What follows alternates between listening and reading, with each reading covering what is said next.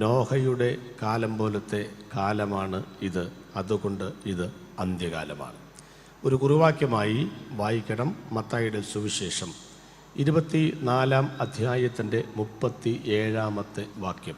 മത്തായിയുടെ സുവിശേഷം 24 അധ്യായത്തിൻ്റെ 37 വാക്യം വായിച്ചുകൊണ്ട് ഇന്ന് രാത്രിയിലെ വചന ശുശ്രൂഷയിലേക്ക് നമുക്ക് പ്രവേശിക്കാം. നോഹയുടെ കാലം പോലെ തന്നെ മനുഷ്യപുത്രന്റെ വരവുമാകും. സ്വർഗീയ പിതാവേ, ഈ രാത്രിയിലും ഞങ്ങളെ കർത്താവ് അനുഗ്രഹിക്കണം. നല്ല പാട്ടുകൾക്കും നല്ല ക്രമീകരണങ്ങൾക്കുമായിട്ട് ദൈവത്തെ ഞങ്ങൾ സ്തുതിക്കുന്നു. കർത്താവെ, ഈ വചനങ്ങളൊക്കെ ചിന്തിക്കുമ്പോൾ എന്നെ, എൻ്റെ പ്രിയപ്പെട്ടവരെ, വചനം കേൾക്കുന്ന ഏത് ശ്രോതാക്കളെയും അങ്ങയുടെ വരവിനായിട്ട് ഒരുക്കുവാൻ കൃപ ചെയ്യണം. കർത്താവും രക്ഷിതാവുമായ യേശുക്രിസ്തുവിൻ്റെ വിലയേറിയ നാമത്തിൽ ഞങ്ങൾ പ്രാർത്ഥിക്കുന്നു. കരുണയോടെ കേൾക്കണമേ സ്വർഗീയ നല്ല പിതാവേ, ആമേൻ. ഇന്നലത്തെ പ്രസംഗത്തിൻ്റെ തുടർമാനമായിട്ടാണ് ഇന്ന് രാത്രിയിൽ വചനം സംസാരിക്കുന്നത്. അന്ത്യകാലം എന്നുള്ളതിൻ്റെ 4 ചിന്തകളിൽ 3 പറഞ്ഞതുകൊണ്ട് 4-ത്തേതിനെ വിഭജിച്ച് നമ്മൾ പഠിക്കുകയാണ്. മത്തായിയുടെ സുവിശേഷം 24 അധ്യായത്തിൻ്റെ 37 വാക്യമാണ് നമ്മൾ വായിച്ചത്. അവിടെ വായിച്ചത് നോഹയുടെ കാലം പോലെ തന്നെ മനുഷ്യപുത്രൻ്റെ വരവും ആകും എന്നുള്ളതാണ്. സുവിശേഷങ്ങളിലെ 3 അധ്യായങ്ങൾ യഹൂദീയ അധ്യായങ്ങൾ എന്ന പേരിലാണ് അറിയപ്പെടുന്നത്. ഒക്കെ അതിനിടയിൽ ഇന്നലെ ഞാൻ പറഞ്ഞിരുന്നു, ഒരു പക്ഷേ എൻ്റെ ഒരു പുസ്തകം കൊണ്ടുവരാൻ സാധിക്കുമെന്ന്. എന്നാൽ അത് ഇന്നും പറ്റിയില്ല. അപ്പോൾ അതുകൊണ്ട് പ്രസ്സിലൂടെ കയറിയിട്ടാണ് ഞാൻ പോകുന്നതെങ്കിലും സാധിച്ചില്ല. എനിക്ക് തോന്നുന്നു അത് 1-ാം തീയതിയിലേക്ക് തരാം എന്നാണ് പറഞ്ഞിരിക്കുന്നത്. 32,000 കോപ്പിയുണ്ട്. കുറുപ്പമ്പടിയിൽ നടക്കുന്ന യൂണിയൻ ക്രിസ്ത്യൻ കൺവെൻഷന് ഈ വർഷം ഞാൻ അവസാന ദിവസം ഞായറാഴ്ച പ്രസംഗിക്കുന്നുണ്ട്. തീർച്ചയായിട്ടും അന്ന് ആ പുസ്തകം അവിടെ വിപണിയിൽ ഉണ്ടായിരിക്കും. ഇന്നലെ പറഞ്ഞതുപോലെ 2-3 വർഷം ഒരു ക്ഷാമവും കൂടാതെ ദൈവവചനം അടുക്കും ചിട്ടയുമായിട്ട് പറയാനുള്ള അവസരങ്ങൾ ഉണ്ടായിരിക്കും.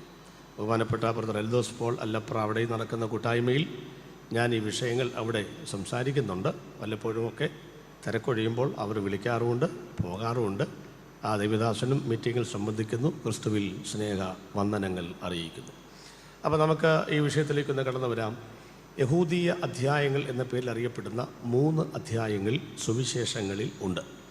അവ യഥാക്രമം മത്തായിയുടെ സുവിശേഷം 24, മർക്കോസിൻ്റെ സുവിശേഷം 13, ലൂക്കോസിൻ്റെ സുവിശേഷം 21, 24, 13, 21. ഈ 3 അധ്യായങ്ങളെയാണ് യഹൂദീയ അധ്യായങ്ങൾ എന്ന പേരിൽ അറിയപ്പെടുന്നത്. മറ്റൊരു അപരനാമമുള്ളത് യഹൂദൻ്റെ മുപ്പിരിച്ചരട് എന്നാണ്. ഈ 3 അധ്യായങ്ങളിലാണ് ഭാവിയിൽ സംഭവിക്കാൻ പോകുന്ന കർത്താവിൻ്റെ സഭയുടെ വരവിൻ്റെ 150 ലക്ഷണങ്ങളിൽ ഒരു പരിധിവരെയുള്ള ലക്ഷണങ്ങൾ, പ്രത്യേകിച്ച് പുതിയ നിയമസഭയുമായി ബന്ധപ്പെട്ട ലക്ഷണങ്ങൾ ഈ ഭാഗത്താണ് രേഖപ്പെടുത്തിയിരിക്കുന്നത്. അടുക്കും ചിട്ടയുമായിട്ടല്ല എന്ന് മാത്രം. പഴയ പുതിയ നിയമങ്ങളിൽ കിടക്കുന്ന ഈ ലക്ഷണങ്ങൾ ഒരു മാലയുടെ മുത്തുകൾ പോലെ കോർത്തിണക്കണമെങ്കിൽ ഒരല്പം പണിയുണ്ട്. ശ്രമിച്ചാൽ നടക്കുന്ന കാര്യവും ആണ്. അത്ര വലിയ പണിയൊന്നും അല്ല. ഉദാഹരണം, 150 ലക്ഷണങ്ങളെ 4ആയിട്ടാണ് നമ്മൾ തിരിക്കുക. 1, ഇസ്രായേൽ ലക്ഷണങ്ങൾ എന്ന് പറഞ്ഞാൽ ഇസ്രായേൽ എന്ന ആ രാജ്യത്ത് മാത്രം നടക്കുന്ന ലക്ഷണങ്ങളാണ്.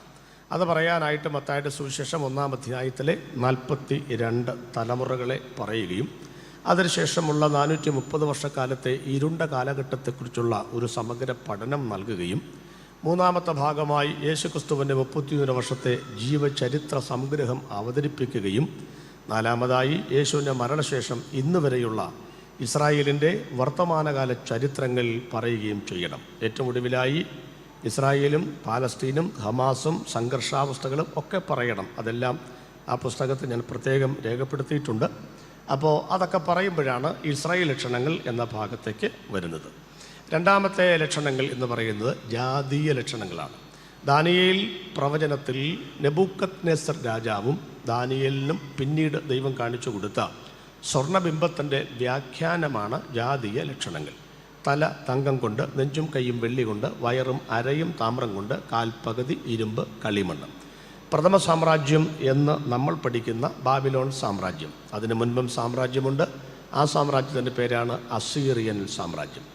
അപ്പോൾ നമ്മൾ പഠിക്കുന്ന 1-ാം സാമ്രാജ്യമായ ബാബിലോൺ സാമ്രാജ്യം, 2 മെദ്യ പാർസ്യ എന്ന് വിളിക്കപ്പെടുന്ന പേർഷ്യൻ സാമ്രാജ്യം. 3. സംസ്കാരത്തിൻ്റെ കളിത്തൊട്ടിൽ തത്വജ്ഞാനികളുടെ തറവാട് ഈറ്റില്ലം എന്നറിയപ്പെടുന്ന ഗ്രീസ് എന്ന് പറയുന്ന സാമ്രാജ്യം. 4. ഇരുമ്പ് പോലെ ബലമുള്ള റോമൻ സാമ്രാജ്യം.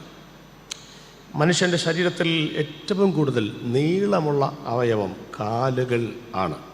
റോമൻ സാമ്രാജ്യമാണ് ലോക ചരിത്രത്തിൽ 390 വർഷം ലോകത്തിൽ ഭരണം നടത്തിയത്. മനുഷ്യന് 2 കാലുകൾ. അർത്ഥം റോമൻ സാമ്രാജ്യം 2 പിരിഞ്ഞുപോയി. 1 കിഴക്കൻ റോമ, 2 പടിഞ്ഞാറൻ റോമ. 2 കാലുകളിലായി 10 വിരലുകൾ. 10 നാട്ടുരാജാക്കന്മാർ ചേർന്ന് റോമൻ സാമ്രാജ്യം പങ്കിട്ടെടുത്തതുകൊണ്ട് ആ സാമ്രാജ്യം ജനസമുദായ കടലിൽ അസ്തമിച്ച് മറയുകയായിരുന്നു. എന്നാൽ കൈതൊടാത്ത കല്ലായ കർത്താവായ യേശുക്രിസ്തു ആകാശത്തെ പിളർത്തിക്കൊണ്ട് ഭൂമിയിലേക്ക് വരികയും രാജത്വവും ജനാധിപത്യ ഭരണവും ഒരുമിച്ച് നടക്കുന്ന ഇടകലരാത്ത ഈ കാലഘട്ടത്തിൽ എല്ലാ സാമ്രാജ്യവാഴ്ചകൾക്കും അന്തം വരുത്തിയിട്ട് ഒറ്റ പ്രതിപക്ഷം പോലുമില്ലാതെ 1000 വർഷം ഭരിക്കുവാൻ സഹസ്രാദി രാജാവായി യേശുക്രിസ്തു ഭൂമിയിലേക്ക് വരുന്നു. അതാണ് ജാതീയ ലക്ഷണങ്ങൾ എന്ന ഭാഗത്ത് കൊടുത്തിരിക്കുന്നത്. 3-ാമത്തേത് സഭാലക്ഷണങ്ങൾ എന്ന ഭാഗമാണ്. സഭ 2 പാർട്ടായിട്ടാണ് പഠിപ്പിക്കേണ്ടത്. 1 പ്രാദേശിക സഭ, കീഴിലം സഭ, എറണാകുളം സഭ എന്ന് പറയുന്ന പോലെ ഓരോ പ്രദേശത്തുമുള്ള ദൈവസഭകൾ. ആ സഭയിൽ നടക്കുന്ന ധാരാളം ലക്ഷണങ്ങൾ ഉണ്ടെങ്കിലും ഞാൻ സാധാരണ 30 ലക്ഷണങ്ങൾ പറയാറുണ്ട്. ആ 30 ലക്ഷണങ്ങളൊക്കെ തിമോഥെയോസ് ലേഖനത്തിൽ നമുക്ക് കാണാൻ പറ്റും. 2 സാർവത്രിക സഭയാണ്. ലോകത്തിലുള്ള 195 പരം വരുന്ന രാജ്യങ്ങളിലായി മുള്ളുകൾക്ക് ഇടയിൽ വളരുന്ന താമര പോലെ നിൽക്കുന്ന ദൈവസഭയിൽ നടക്കുന്ന 4 യാമങ്ങളിൽ ഉള്ള 12 സ്വഭാവങ്ങൾ. ദൈവസഭയിലെ 18ഉം സാർവത്രിക സഭയിലെ 12ഉം അടക്കം 30 സ്വഭാവങ്ങൾ പറയുമ്പോൾ സഭാലക്ഷണങ്ങളാകും. അതും ഇവിടെ വിവരിക്കുന്നില്ല. 4-ാമത്തേത് പ്രാപഞ്ചിക ലക്ഷണങ്ങളാണ്. അതും 2 പാർട്ടാണ്. 1 ആകാശത്തിൽ നടക്കുന്ന ലക്ഷണങ്ങൾ. അവിടെയാണ് സൂര്യൻ, ചന്ദ്രൻ, നക്ഷത്രം, star war, curiosity, path finder തുടങ്ങിയിട്ടുള്ള കാര്യങ്ങളൊക്കെ നമ്മൾ ചിന്തിക്കുന്ന അവിടെയാണ്. 2 ഭൂമിയിൽ നടക്കുന്ന ലക്ഷണങ്ങൾ. അതാണ് യുദ്ധം, ക്ഷാമം, ഭൂകമ്പം, മാരകരോഗങ്ങൾ, കുടിവെള്ളത്തിൻ്റെ ക്ഷാമം, മലകൾ, ദ്വീപുകൾ കാണാതാകുന്നത് തുടങ്ങിയിട്ടുള്ള ഒരു പറ്റം സംഭവങ്ങൾ ഭൂമിയിൽ നടക്കുന്ന കാര്യങ്ങളാണ്. ഇതിൽ ഏത് കാര്യമാണ് ആദ്യം നടക്കുന്നത് എന്ന് ചോദിച്ചാൽ ഞാൻ പറഞ്ഞ ലക്ഷണമനുസരിച്ച് 4-ാമത്തേതാണ് പ്രാപഞ്ചിക ലക്ഷണമെങ്കിലും അതല്ല അവസാനം നടക്കുന്നത്. ആദ്യം നടക്കുന്നത് ആകാശം, അതായത് പ്രാപഞ്ചിക ലക്ഷണങ്ങളാണ്. ഹഗ്ഗായി പ്രവചനം 2-ാം അധ്യായത്തിൻ്റെ 6-ാമത്തെ വാക്യം നമ്മൾ വായിക്കുമ്പോൾ അവിടെ വായിക്കുന്നത്, ഇനി ഞാൻ കുറഞ്ഞൂന്ന് കഴിഞ്ഞിട്ട് ആകാശത്തെ ഇളക്കും, ഭൂമിയെ ഇളക്കും, കടലിനെ ഇളക്കും, കരയെ ഇളക്കും, സകല ജാതികളുടെയും മനോഹര വസ്തു വരികയും ചെയ്യും. അപ്പം 4 കൂട്ടരെയും ഇളക്കുന്നത് എന്തിനാണെന്ന് മനസ്സിലായല്ലോ. പണ്ട് കാലത്തൊക്കെ നമ്മുടെ അമ്മച്ചിമാർ തൈരിനകത്ത് കടക്കോൽ ഇട്ടിങ്ങനെ ഇളക്കുമായിരുന്നു. 10-ാം ക്ലാസ്സിൽ പരീക്ഷ എഴുതുന്ന പിള്ളേർ ബക്കറ്റിനകത്ത് കാലും ഇറക്കി വെച്ച് ഉറങ്ങാതിരുന്ന് പഠിക്കുമ്പോഴാണ് അമ്മച്ചിയുടെ കളകളാ ശബ്ദം കേൾക്കുന്നത്. അമ്മച്ചിക്ക് വേറെ പണിയൊന്നുമില്ലേ എന്ന് ചോദിക്കും. അമ്മച്ചി പറയും, മക്കളെ ഇത് ചുമ്മാ ശബ്ദം ഉണ്ടാക്കാൻ വേണ്ടി ഇളക്കുന്നതല്ല, ഇതിനകത്ത് തൈരുണ്ട്, ഇതിനകത്ത് മോരുണ്ട്, ഇതിനകത്ത് നെയ്യ്, വെണ്ണയുണ്ട്, ഇതിനകത്ത് ആർക്കും വേണ്ടാത്ത പിശറായി കിടക്കുന്ന വെള്ളവുമുണ്ട്. ഇങ്ങനെ ഇട്ട് തിരിച്ചാലേ 4 വഴിക്ക് തിരിയൂ. ആകാശ ലക്ഷണങ്ങൾ, പ്രാപഞ്ചിക ലക്ഷണങ്ങൾ, സഭാലക്ഷണങ്ങൾ, ഈ 4 ലക്ഷണങ്ങളും 150 ലക്ഷണങ്ങൾ ആകുന്ന കടകോൽ ഇട്ട് സർവശക്തനായ ദൈവം തമ്പുരാൻ ഇളക്കി കഴിയുമ്പോൾ ഇവിടെ 2 ഭാഗത്തേക്കായി പലതും വേർതിരിയപ്പെടും. ചെമ്മരിയാടുകളും കുഞ്ഞാടുകളും വേർതിരിക്കപ്പെടും. നന്മയും തിന്മയും, സ്വർഗവും നരകവും, ഇരുളും വെളിച്ചവും, ദൈവവും പിശാചുമൊക്കെ 2 ഭാഗത്തേക്ക് മാറ്റപ്പെടും. പകരം ഇവിടെ ഒരു സംഭവം ഉദയം ചെയ്യും. സകല ജാതികളുടെയും മനോഹര വസ്തു ഇവിടെ വരികയും ചെയ്യും. ഏതാണ് സകല ജാതികളുടെയും മനോഹര വസ്തു? വന്യവയോധികനായ ശിമയോൻ യേശു കർത്താവിനെ കയ്യിൽ എടുത്തിട്ട് ആകാശത്തിലേക്ക് നോക്കി ആത്മഗതം എന്ന വണ്ണം ഇങ്ങനെ പറഞ്ഞു, ഇപ്പോൾ നാഥ അടിയനെ സമാധാനത്തോടെ പറഞ്ഞയക്കണം. ഇസ്രായേലിൻ്റെ മഹത്വവും സകല ജാതികൾക്കും വേണ്ടി ഒരുക്കിയിരിക്കുന്ന നിന്റെ രക്ഷയെ എൻ്റെ കണ്ണ് കണ്ടുവല്ലോ. ഏതാണ് സകല ജാതി മനോഹര വസ്തു?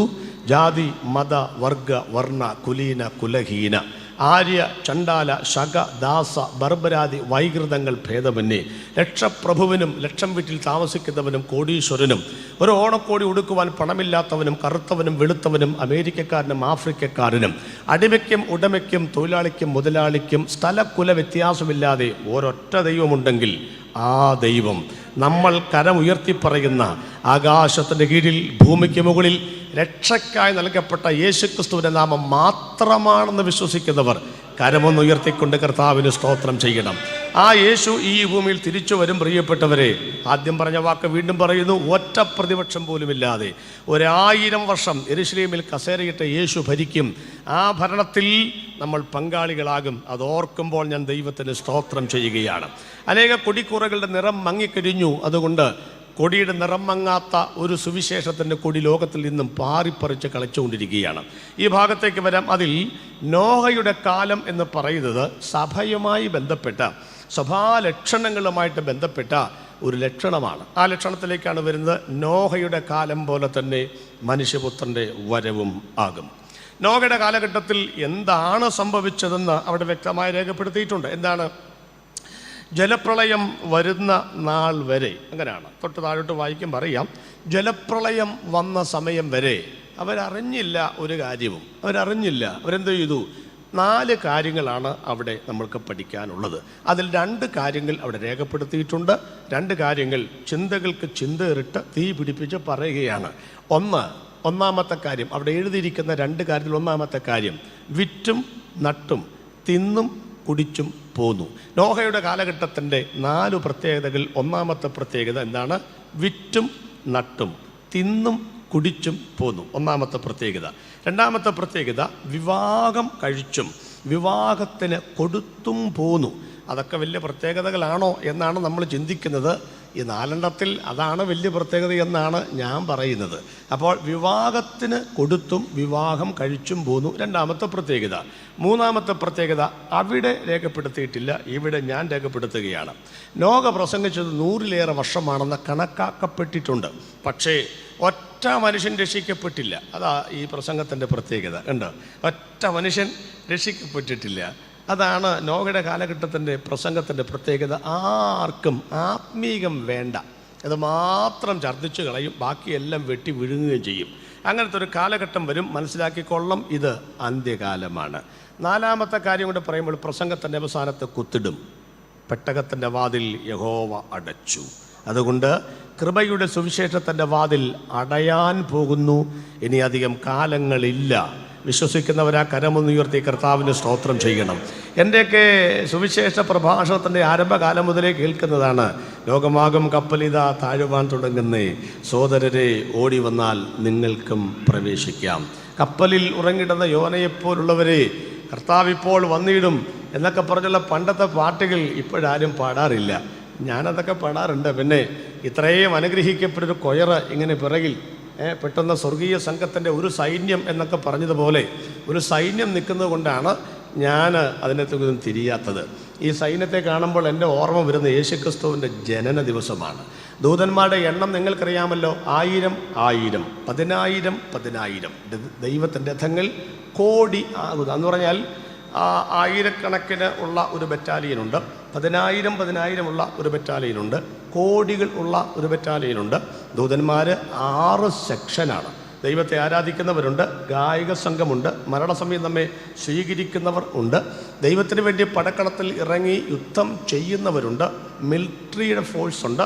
ഇങ്ങനെ 6 വിഭാഗമുണ്ട്. അതിൽ ഒരു വിഭാഗമാണ് ഗായക സംഘം. യഹൂദൻ്റെ നാട്ടിൽ ഒരു കുട്ടി ജനിച്ചാൽ അവർ ഗായക സംഘത്തെ വെച്ച് പാട്ട് പാടുന്നൊരു പതിവുണ്ടെന്ന് ഞാൻ പുസ്തകത്തിൽ വായിച്ചിട്ടുണ്ട്. പെൺകുട്ടികളാണെങ്കിൽ അങ്ങനെ വലിയ പാട്ടൊന്നുമില്ല, അവർക്കുമില്ല, നമുക്കുമില്ല. നമുക്ക് ഈ പെൺപിള്ളേരൊക്കെ ജനിച്ചു എന്ന് അറിഞ്ഞു കഴിഞ്ഞാൽ പിന്നെ പാട്ടൊന്നുമില്ല, അതോടുകൂടെ ഉള്ള പാട്ടൊക്കെ പോവുകയാണ് ചെയ്യുന്നത്. ആകട്ടെ, എനിക്ക് 2 പെൺപിള്ളേരാണ്. ഞാൻ ദൈവത്തോട് പ്രാർത്ഥിച്ചു, കർത്താവ് 2 പെൺകുട്ടികളെ തരണമേന്നും പറഞ്ഞ് പ്രാർത്ഥിച്ചു. അങ്ങനെ 2 പെൺപിള്ളേരെ തരികയും ചെയ്തു. വളരെ സന്തോഷം. ഇപ്പോൾ തോന്നുന്നുണ്ട് ഒരു 5 എണ്ണത്തെ ചോദിക്കാമായിരുന്നുവെന്ന്. കാലം കഴിഞ്ഞു പോയതുകൊണ്ട് അങ്ങോട്ടേക്ക് തിരിയുന്നില്ല. സത്യത്തിൽ പെൺപിള്ളേരല്ല, പൊൻ പിള്ളേരാണെന്നാണ് ഞാൻ പറയുന്നത്. എൻ്റെ ഒത്തിരി തെളിവുകൾ എൻ്റെ തന്നെ ജീവിതത്തിലുണ്ട്. രാത്രി 10 മണിക്കും 10:30ക്കും 2 പേരും വിളിക്കും. 2 പേരെയും കല്യാണം കഴിപ്പിച്ച് വിട്ടു. അവർ വിളിച്ചിട്ട് പറയും, പപ്പ കിടക്കാൻ പോവുകയാണ്, എന്തെങ്കിലും വിശേഷമുണ്ടോ? ഇല്ല. ഉമ്മ തരാൻ വേണ്ടിയിട്ടായി വിളിക്കുന്നത്. ഫോണിൽ കൂടെ ഉമ്മ വെച്ചാൽ 8ാമത്തെ ആക്കേ ഉമ്മ കിട്ടത്തുള്ളൂ എന്നുള്ളത് അവർക്കറിയത്തില്ല. ഞാൻ പറഞ്ഞു കൊടുത്തു, മക്കളെ നിങ്ങൾ തരുന്നത് ഉമ്മ 7 പ്രാവശ്യം ആ 7 പേർക്ക് കിട്ടിയച്ചാൽ എനിക്ക് കിട്ടുന്നത്, എന്നാൽ 8ാമത് പപ്പയ്ക്ക് കിട്ടിയല്ലോ. മൂത്തവളോട് ഞാൻ പറഞ്ഞു, എടി നിനക്കിപ്പോൾ ഒരു കൊച്ചായില്ലേ, ഭർത്താവില്ലേ, ഇനി പകുതി എനിക്ക് തരണ്ട, അങ്ങേർക്കും പിള്ളേർക്ക് കൊടുത്തിട്ട് കിടന്നുറങ്ങ്. അപ്പോൾ അവൾ എന്നോട് പറയാ, കൈസർക്കുള്ളത് കൈസർക്ക്, ദൈവത്തിനുള്ളത് ദൈവത്തിന്. വളരെ സന്തോഷം. എന്തെങ്കിലും ആകട്ടെ, പിള്ളേരെക്കുറിച്ചുള്ള കമൻറ്റുകൾ അവിടെ ഞാൻ തൽക്കാലം നിർത്തുകയാണ്. അപ്പം അങ്ങനെ ഈ പെൺപിള്ളേർ ജനിച്ചാൽ വലിയ പാട്ടൊന്നുമില്ല, ആൺപിള്ളേർ ജനിച്ചാൽ ഭയങ്കര കൊയറാണ്. യഹൂദൻ്റെയൊക്കെ കൊയർ എന്ന് പറയുന്നത് നമ്മുടെ ഏനാട് ബോങ്കയൊക്കെ വരുന്ന പോലെ 251, 101 ഇങ്ങനെയൊക്കെ കൊയറാണ്. ഇവിടെയും 10-17 പേരൊക്കെ ഉണ്ട്. സെൻട്രൽ കൺവെൻഷൻ ആയതുകൊണ്ടായിരിക്കും കോറം തികഞ്ഞിട്ടുള്ള ഒരു മനോഹരമായ കൊയറാണ്. പക്ഷേ മൂലകം സൃഷ്ടിച്ച സർവശക്തനായ ദൈവം നമ്പുരാൻ 3 പതിറ്റാണ്ട് ലോകത്തെ ഒന്ന് ഉറ്റുനോക്കുവാൻ ഒരു വിസിറ്റിങ്ങിന് വേണ്ടി വന്നപ്പോൾ ജനിച്ചത് കല്ലടാവിൽ, കൊണ്ടുവന്നത് വടിയമ്പലത്തിൽ, കിടക്കാൻ സ്ഥലമില്ലാത്തതുകൊണ്ട് പശുത്തൊട്ടിയിൽ കിടത്തി. ആര് പാട്ടുപാടാൻ? ക്രിസ്തുമസിൻ്റെ കാലഘട്ടമായതുകൊണ്ട് നമ്മളെല്ലാം തമ്പേർ നോക്കി ദാവീദിന്റെ പട്ടണത്തിൽ യേശുക്രിസ്തു ജനിച്ചു ഡും ഡും ഡും രസീതും എഴുതി കൊടുത്തൊക്കെ നമ്മളിങ്ങനെ മുന്നോട്ട് പോവുകയാണെങ്കിലും യേശുക്രിസ്തുവിന് ഇവിടെ ജനിക്കാൻ സ്ഥലമുണ്ടായില്ല. പക്ഷേ പിറന്നു വീണത് രാജാതിരാജാവും കർത്താവുമായതുകൊണ്ട് മേഘമണ്ഡലത്തിൽ പെട്ടെന്ന് ഒരു കൊയറങ്ങോട്ട് പ്രത്യക്ഷപ്പെട്ടു. കണ്ടോ നിങ്ങൾ ആ കൊയറിൽ എത്ര ആളുണ്ടെന്ന്? പെട്ടെന്ന് സ്വർഗീയ സൈന്യത്തിൻ്റെ ഒരു സംഘം എന്നാണ് അവിടെ വായിക്കുന്നത്. ആ സംഘം എത്രയാണെന്ന് അറിയണമെങ്കിൽ എബ്രായ ലേഖനത്തിലേക്ക് വരണം. നാം വന്നിരിക്കുന്നത് അനേകായിരം ദൂതന്മാരുടെ സർവസംഘത്തിന് മുൻപിലാണെന്നാണ് ഞാൻ വിശ്വസിക്കുന്നു. കോടിയുള്ള ആ ഗായിക സംഘമായിരിക്കും യേശു ജനിച്ചപ്പോൾ മേഘത്തിൽ പാടിയത്. അത്യുന്നതങ്ങളിൽ ദൈവത്തിന് മഹത്വം, ഭൂമിയിൽ ദൈവപ്രസാദമുള്ള മനുഷ്യർക്ക് സമാധാനം. ഞാൻ ആ ഭാഗം ഇവിടെ വിടുന്നു. നോഹയുടെ കാലഘട്ടത്തിൻ്റെ 4 പ്രത്യേകതകൾ. 1, വിറ്റും നട്ടും തിന്നും കുടിച്ചും പോരുന്ന കാലഘട്ടം. 2, വിവാഹം കഴിച്ചും വിവാഹത്തിന് കൊടുത്തും പോരുന്ന കാലഘട്ടം. 3, നോഹയുടെ പ്രസംഗം ആരും ശ്രദ്ധിച്ചില്ല, അങ്ങനത്തെ ഒരു കാലഘട്ടം, ദുരന്ത ഒരു കാലഘട്ടം. 4ാമത്തേത് യഹോവയായ ദൈവം പെട്ടകത്തിൻ്റെ വാതിൽ അടച്ച കാലഘട്ടം. ശ്രദ്ധിക്കൂ. 8:45 മെസ്സേജിന് കുത്തിടും. ശ്രദ്ധിക്കുക. 1ാമത്തെ കാര്യത്തിലേക്ക് നമുക്ക് വരാം. 1ാമത്തെ കാര്യം എന്താണ്? വിറ്റും നട്ടും തിന്നും കുടിച്ചും പോരുന്ന കാലഘട്ടം. വളരെ ലളിതമാക്കാൻ ഞാൻ ശ്രമിക്കുകയാണ്. പ്രിയപ്പെട്ടവരെ, ഈ നോഹയുടെ കാലഘട്ടം പോലെയാണോ ഇപ്പോഴത്തെ കാലഘട്ടം എന്നറിയാൻ ഇത് നിങ്ങളൊന്ന് കമ്പയർ സ്റ്റഡി നടത്തിയാൽ മാത്രം മതി. എന്ന് പറഞ്ഞാൽ യേശു എപ്പോഴാണ് വരുന്നതെന്ന് ചോദിച്ചാൽ നോഹയുടെ കാലഘട്ടത്തിൽ എന്തെല്ലാം പ്രത്യേകതകൾ ഇവിടെ നടന്നോ അതേ പ്രത്യേകതകൾ ഇവിടെ ആവർത്തിക്കപ്പെടുമ്പോൾ ആര് വരും? കർത്താവ് വരും. 2 പ്രാവശ്യമാണ് ജലപ്രളയത്താൽ ഭൂമിയെ നശിപ്പിച്ചത്. 1 ഉൽപ്പത്തി പുസ്തകത്തിൻ്റെ 1-ാം വാക്യത്തിനും 2-ാം വാക്യത്തിനും ഇടയിൽ. 2 നോഹയുടെ കാലഘട്ടത്തിൽ. അന്ന് ദൈവം പറഞ്ഞു, ഇനി ഞാൻ ജലപ്രളയം കൊണ്ട് ഭൂമി എന്ത് ചെയ്യില്ല, നശിപ്പിക്കുകയില്ല, അടയാളമായി എൻ്റെ വില്ല് ഞാൻ മേഘത്തിൽ വെക്കുന്നു. അപ്പോൾ ഇതൊക്കെ നമുക്കറിയാവുന്ന കാര്യമായതുകൊണ്ട് ഇനി ദൈവം തമ്പുരാൻ ഇതേപോലത്തെ ഒരു കാലം വരുമ്പം ഇതിനെ വെള്ളത്തിൽ നശിപ്പിക്കുകയില്ല. 2 വർഷം ഇവിടെ വെള്ളപ്പൊക്കമൊക്കെ വന്നു അല്ലേ? വെള്ളപ്പൊക്കമൊക്കെ വന്നെങ്കിലും നമ്മളങ്ങനെ ആരും വലിയ മൈൻഡൊന്നും ചെയ്തിട്ടില്ല. നമ്മെ സംബന്ധിച്ച് എന്തെങ്കിലും വരുമ്പോൾ കിഴക്കോട്ട് തിരിയുക, കുരിശ് വരയ്ക്കുക, മെഴുകുതിരി കത്തിക്കുക, 51 വെള്ളിയാഴ്ച പ്രാർത്ഥിക്കുക, യേശുവേ എന്നൊക്കെ പറയുക, അങ്ങനെയുള്ളതല്ലാതെ അതങ്ങോട്ട് കഴിഞ്ഞാൽ പിന്നെ യാതൊരു പാട്ടുമില്ല, പ്രാർത്ഥനയുമില്ല, വരുന്നൊക്കെ വഴിയിൽ തടയാം എന്ന നെഞ്ചുറപ്പോടുകൂടിയാണ് നമ്മളൊക്കെ മുന്നോട്ട് പോകുന്നത്. അതൊക്കെ അവിടെ നിൽക്കട്ടെ. എന്താ ഈ വിറ്റും നട്ടും തിന്നും കുടിച്ചു? വിൽക്കണ്ട എന്നാരെങ്കിലും പറഞ്ഞോ? ഇല്ല. നടണ്ട എന്നാരെങ്കിലും പറഞ്ഞോ? ഇല്ല. ആ പദപ്രയോഗം നിങ്ങൾ ശ്രദ്ധിച്ചോ? നട്ടും വിറ്റും എന്നാണോ കൊടുത്തിരിക്കുന്നത്? അല്ല, വിറ്റും നട്ടും. 21-ാമത്തെ നൂറ്റാണ്ടിലെ ഈ ഇന്നത്തെ നമ്മുടെ ഈ സമൂഹത്തിൻ്റെ കാഴ്ചപ്പാടുകളും പ്രവൃത്തികളും 1-ാം നൂറ്റാണ്ടിലെ പരിശുദ്ധാത്മാവ് കണ്ടെന്നുള്ളതാണ്. എന്ന് പറഞ്ഞാൽ പണ്ടാണ് ഈ വചനം എഴുതി വെച്ച് നോക്കിക്കഴിഞ്ഞാൽ നട്ടും വിറ്റും എന്ന് പറയണമായിരുന്നു. കാരണം ആദ്യം നടുകയാണല്ലോ ചെയ്തത്, എന്നിട്ടല്ലേ നമ്മൾ വിൽക്കാനായിട്ട് തുടങ്ങുന്നത്. പക്ഷേ ഇന്നത്തെ തലമുറയിലേക്ക് ഈ വചനം നന്നായിട്ട് ചേർന്ന് വരണമെങ്കിൽ നടുന്നവൻ ഇല്ല എന്ന് വരണം, മറിച്ച് വിൽക്കുന്നവനുണ്ട് എന്നും വരണം. അതുകൊണ്ട് ആദ്യം ആരുടെ പേരെഴുതി? വിൽക്കുന്നവരുടെ പേരെഴുതി. നിങ്ങൾ പറ, നിങ്ങളൊക്കെ വിറ്റവരാണോ നട്ടവരാണോ?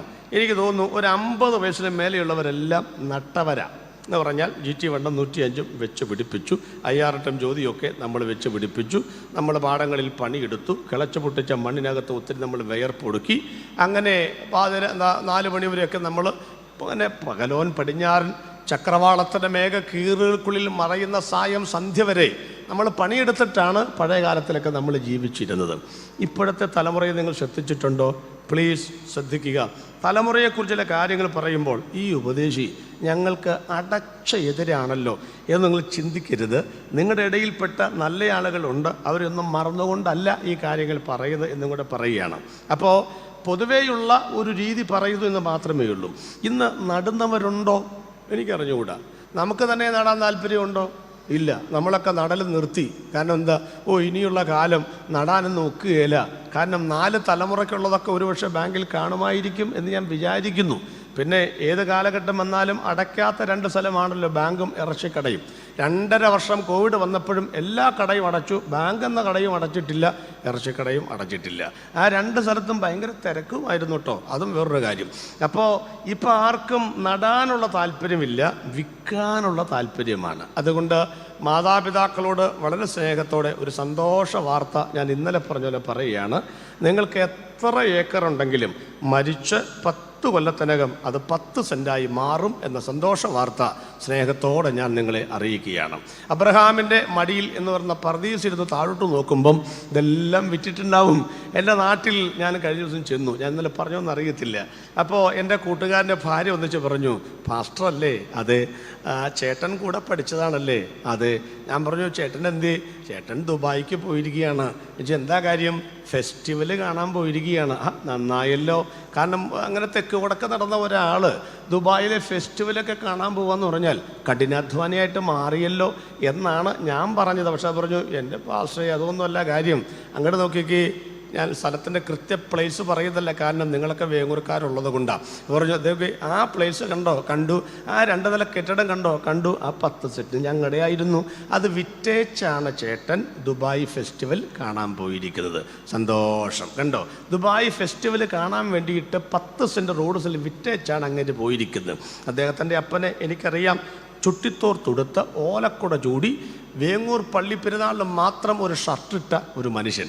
അങ്ങാടിയിലേക്ക് പോകുമ്പോൾ പോലും അദ്ദേഹം ഷർട്ടിടാറില്ല. പണ്ടത്തെ ആളുകൾക്ക് അങ്ങനെ ഷർട്ടിടേണ്ട കാര്യമില്ല. കാരണം കാണാൻ ഐശ്വര്യമുള്ള ശരീരമാണ് പണ്ടത്തെ ആളുകൾക്കൊക്കെ. അന്നത്തെ ഭക്ഷണത്തിൻ്റെ ശീലമാണ് കേട്ടോ. എന്ന് പറഞ്ഞാൽ അന്നത്തെ തീറ്റ വലിയ വ്യത്യാസമില്ലേ. ഏതായിരുന്നാലും വേണ്ടില്ല, ചെറുമ്പ്, ചെറുകിഴങ്ങ്, ചേന, കപ്പ, ഈ വട്ട ഇലക്കകത്ത് വാട്ടിയ കപ്പയും കട്ടൻ മുളകുമായിട്ട് മുറ്റത്തോട്ടിറങ്ങി എങ്ങോട്ട് പോയി എന്ന് വിളിക്കുന്ന അമ്മച്ചിയെ ഞങ്ങൾ ഓർക്കാറുണ്ട്.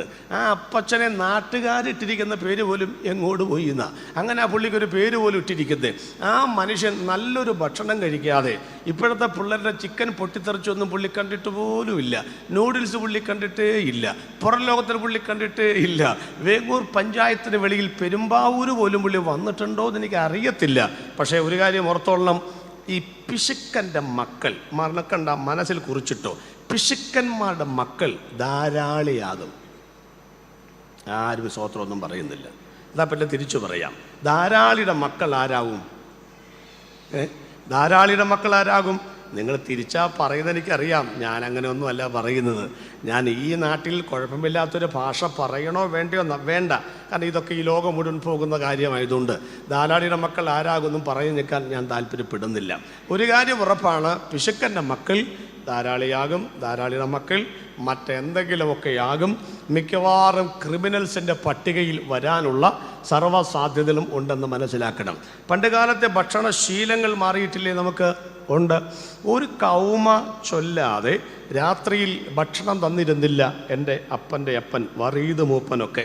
കാരണം വേങ്ങൂർ മാർക്കമ്മ പള്ളിയിലാണ് ഞങ്ങൾ ഇടവക അന്നത്തെ.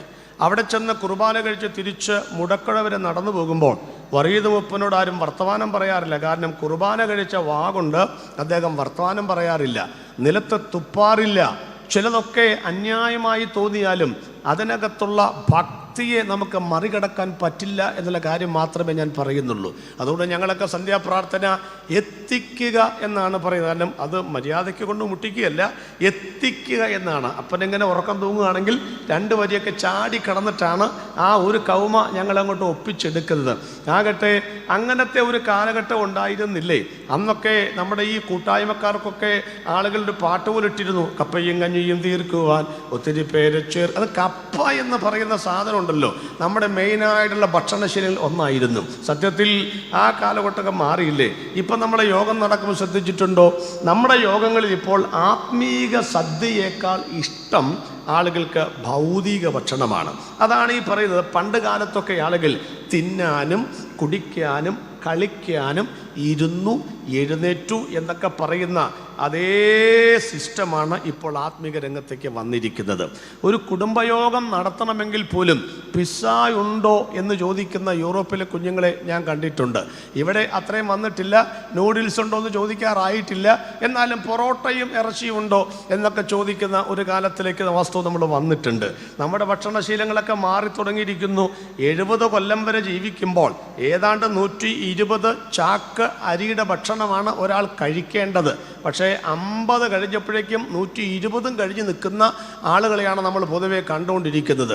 അതുകൊണ്ട് വല്ലാത്തൊരു കാലഘട്ടത്തിലാണ് ജീവിക്കുന്നത്. ഭക്ഷണത്തോട് ഇത്രമാത്രം ആർത്തിയുള്ള ഒരു കാലഘട്ടം ഞാനെങ്ങും കണ്ടിട്ടില്ല. നിങ്ങൾ ശ്രദ്ധിച്ചു നോക്കിയ റോഡിലൊക്കെ ഒരു 5 മണി മുതൽ 8 മണി വരെയാണ് ഹോട്ടലുകളിൽ റെക്കോർഡ് വരുമാനങ്ങളെന്ന് അവർ പറയുന്നു. നമ്മുടെ വീട്ടിൽ ശാപ്പാടില്ലാത്തതുകൊണ്ടാണോ? ആണോ? അപ്പോൾ ഈ സമയത്ത് ഹോട്ടലിൽ കയറി 2 പൊറോട്ടയും ബീഫും കഴിച്ചു വെച്ചും വീട്ടിൽ വന്ന കഞ്ഞിയങ്ങനെ കുടിക്കും. എന്നാ തീറ്റിയാന്ന് എനിക്കൊരു പിടുത്തവും കിട്ടുന്നില്ല. ബൈബിളിൽ പെരുവയറന്മാർ എന്നൊരു പദപ്രയോഗം രേഖപ്പെടുത്തിയിട്ടുണ്ട്.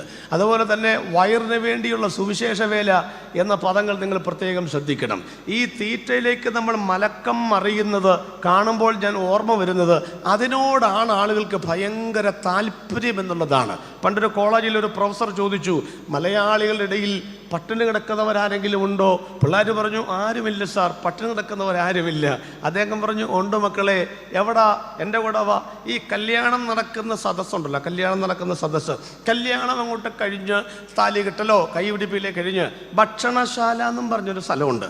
അവിടേക്ക് നിങ്ങൾ ചെന്ന് നോക്കണം. അപ്പോഴാണ് അതിൻ്റെ ഷട്ടർ തുറക്കുന്നതിന് മുൻപ് ഒരു നേരത്തെ ഭക്ഷണത്തിന് വേണ്ടി ലൈൻ നിൽക്കുന്ന, ഇടിച്ചു നിൽക്കുന്ന, പാൻറ്റും ഷർട്ടും ഇട്ട് ഇൻ ചെയ്ത് കോട്ടും ടൈയൊക്കെ കിട്ടി നിൽക്കുന്ന അന്തസ്സുള്ള കുടുംബത്തിൽ ജനിച്ചവർ ഒരു നേരത്തെ ഭക്ഷണത്തിന് വേണ്ടി ഇങ്ങനെ ക്യൂ നിൽക്കുന്ന ദയനീയമായ കാഴ്ച.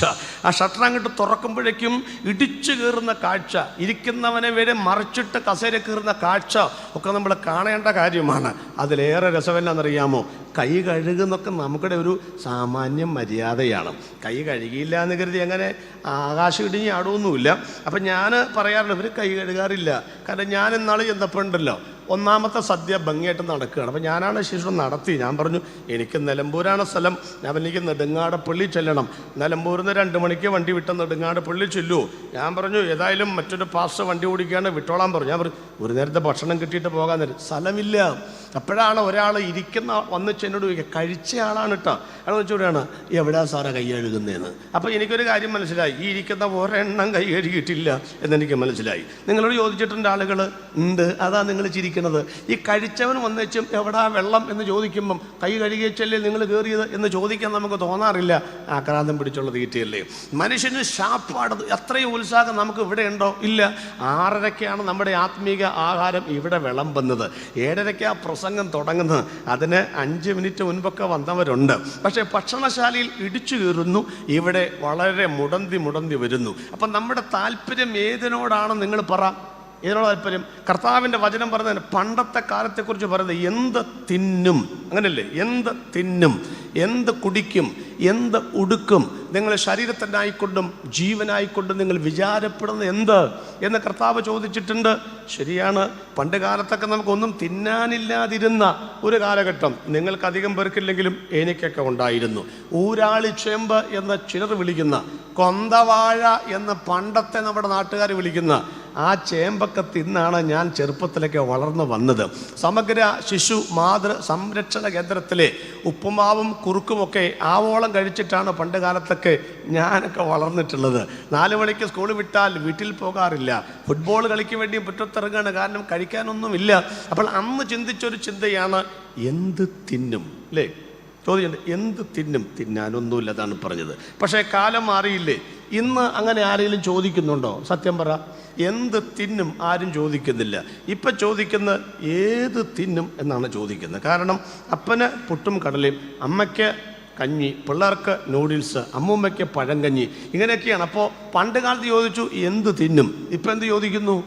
ഏത് തിന്നും, ഞാൻ ഏത് തിന്നും എന്ന് ചോദിച്ചിട്ടും ചില ആളുകൾ മസിൽ പിടിച്ച് ഒന്ന് ചിരിക്കുപോലും ചെയ്യാതെ ഇരിക്കുകയാണ്. അവർ ചിന്തിച്ചുകൊണ്ടിരിക്കുകയാണ്. എന്താ അവർ ചിന്തിക്കുന്നത്? എങ്ങനെ തിന്നും എന്നോർത്തിട്ടാണ്. എന്ന് പറഞ്ഞാൽ അങ്ങനെയും കൂടെ ഒരു അസുഖമുണ്ട്, മനസ്സിലായില്ലേ? പെട്ടെന്നൊരു തലകറക്കം അടുത്ത് കൊണ്ട് ചെല്ലുന്നു. ഒരു പെങ്കൊച്ച് ഇങ്ങനെ സൈക്കിൾ ട്യൂബിലെ വട്ടം കഴിച്ച് കാല് വീച്ചിമ്പിച്ച് പറഞ്ഞു 367. ഇല്ല മക്കളെ, അടുത്ത ഇടവത്തിൽ എനിക്ക് 64 ആകത്തുള്ളൂ, വയസ്സല്ല, ഷുഗറും പ്രഷറും കീറിപ്പോയ കാര്യമാണ് ഈ പറഞ്ഞത്. അതുകൊണ്ട് ഇനി മണ്ണിൽ നിന്നുള്ള യാതൊരു ഫുഡും കഴിക്കണ്ട. മലയപ്പുലയന മാടത്തിൻ മുറ്റത്ത് മഴ വന്ന നാളൊരു വാഴ നട്ടു, മനതാരിൽ ആശകൾ പോലതിൽ ഓരോരോ മരതകക്കൂമ്പ് പൊടിച്ചു വന്നു. കേട്ടിട്ടുണ്ടോ?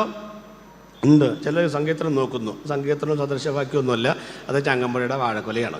അപ്പോൾ അതിനകത്തുണ്ടായിരുന്ന ആ വാഴക്കൊല ചരിത്രമൊക്കെ അറിയാമല്ലോ.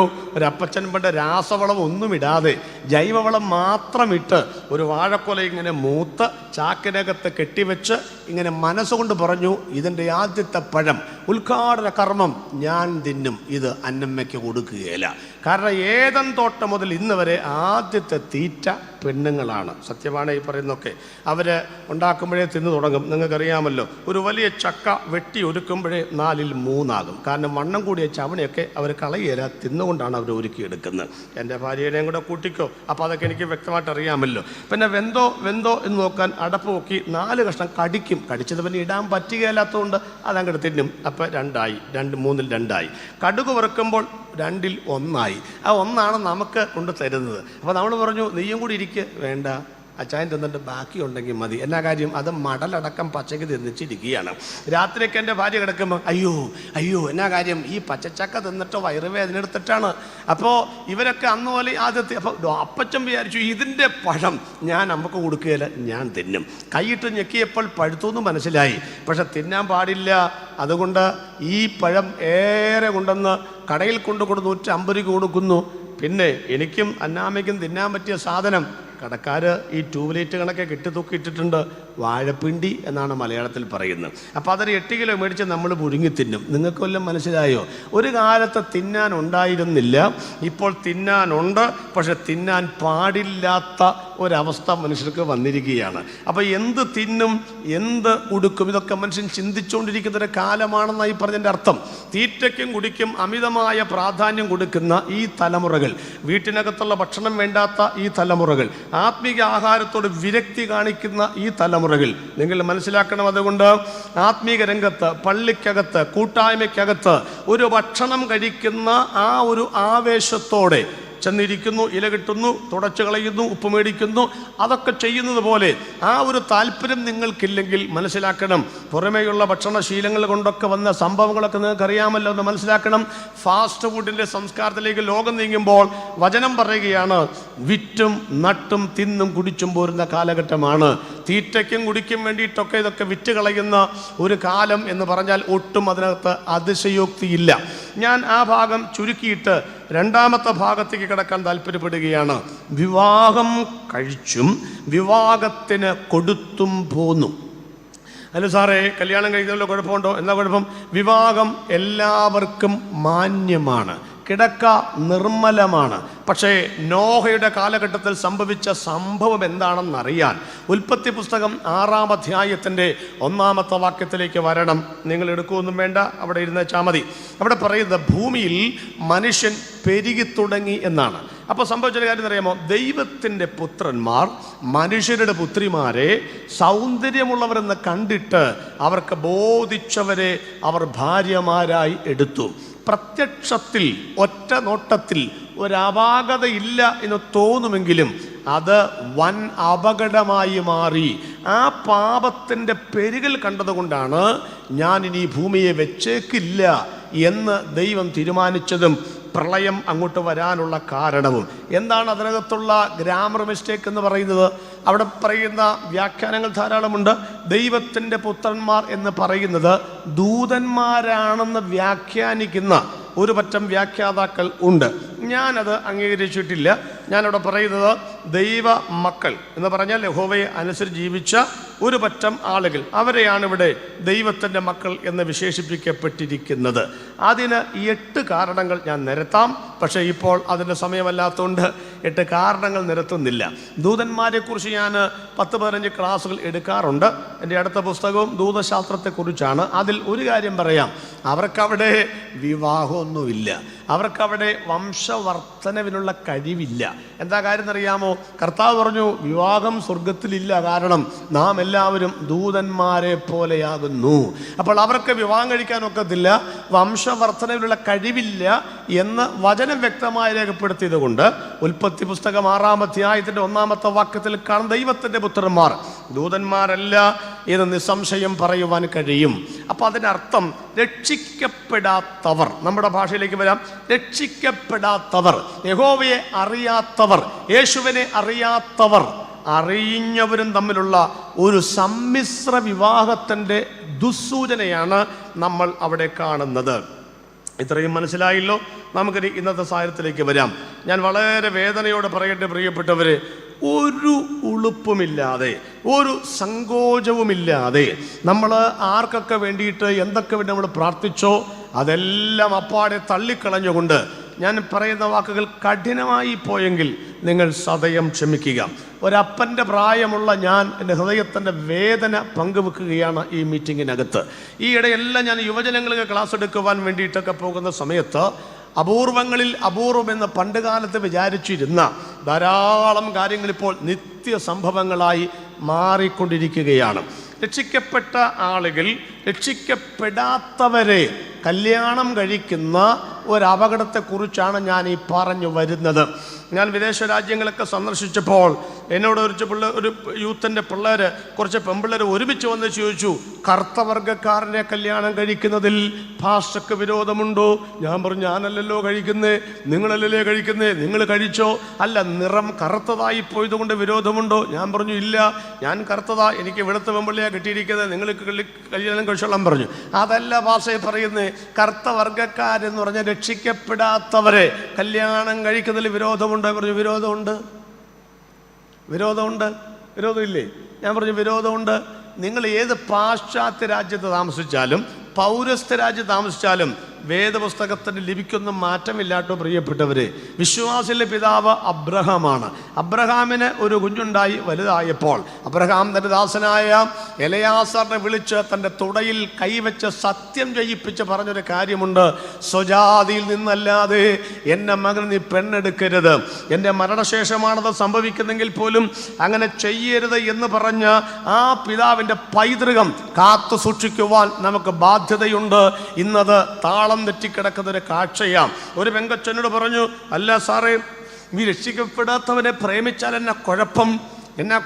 ഈ പെരിയൽ ബൈബിൾ കോളേജിൽ ഞാനൊരിക്കൽ യുവജനങ്ങൾ ക്ലാസ് എടുക്കാൻ വന്നു. വിഷയം ഇതായിരുന്നു, ലവ് മാരേജോ അറേഞ്ച്ഡ് മാരേജോ. സാധാരണ ഉച്ചയാകുമ്പോഴേക്കൊക്കെ ഉച്ച കഴിഞ്ഞത്തെ ക്ലാസ്സിൻ്റെ വിഷയം കേൾക്കും, ഭാരത സുവിശേഷീകരണം, പിന്നെ ഫാമിലി, എല്ലാ പിള്ളേരും ഉച്ചത്തെ ഊണ് ഞങ്ങൾ പോവുക ചെയ്യുന്നത്.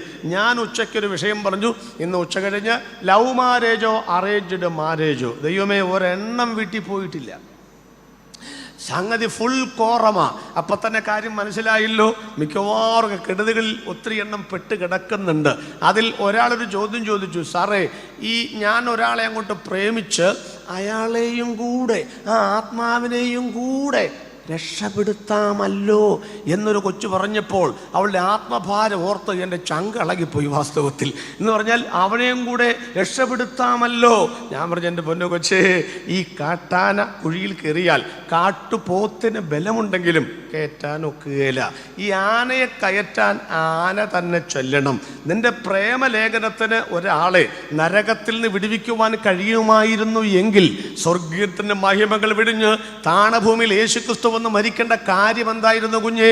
മരണത്തിൻ്റെ പാശങ്ങൾ അറുക്കാൻ കഴിയുന്നത് മനുഷ്യൻ്റെ സൗഹൃദമായ ലവ് ലെറ്റർ കൊണ്ടല്ല, ചങ്കലെ ചോര കൊണ്ട് എഴുതിയ ദൈവത്തിൻ്റെ വചനം കൊണ്ടാണെന്ന് തലമുറകളോട് സ്നേഹത്തോടെ ഞാൻ അഭ്യർത്ഥിക്കുകയാണ്.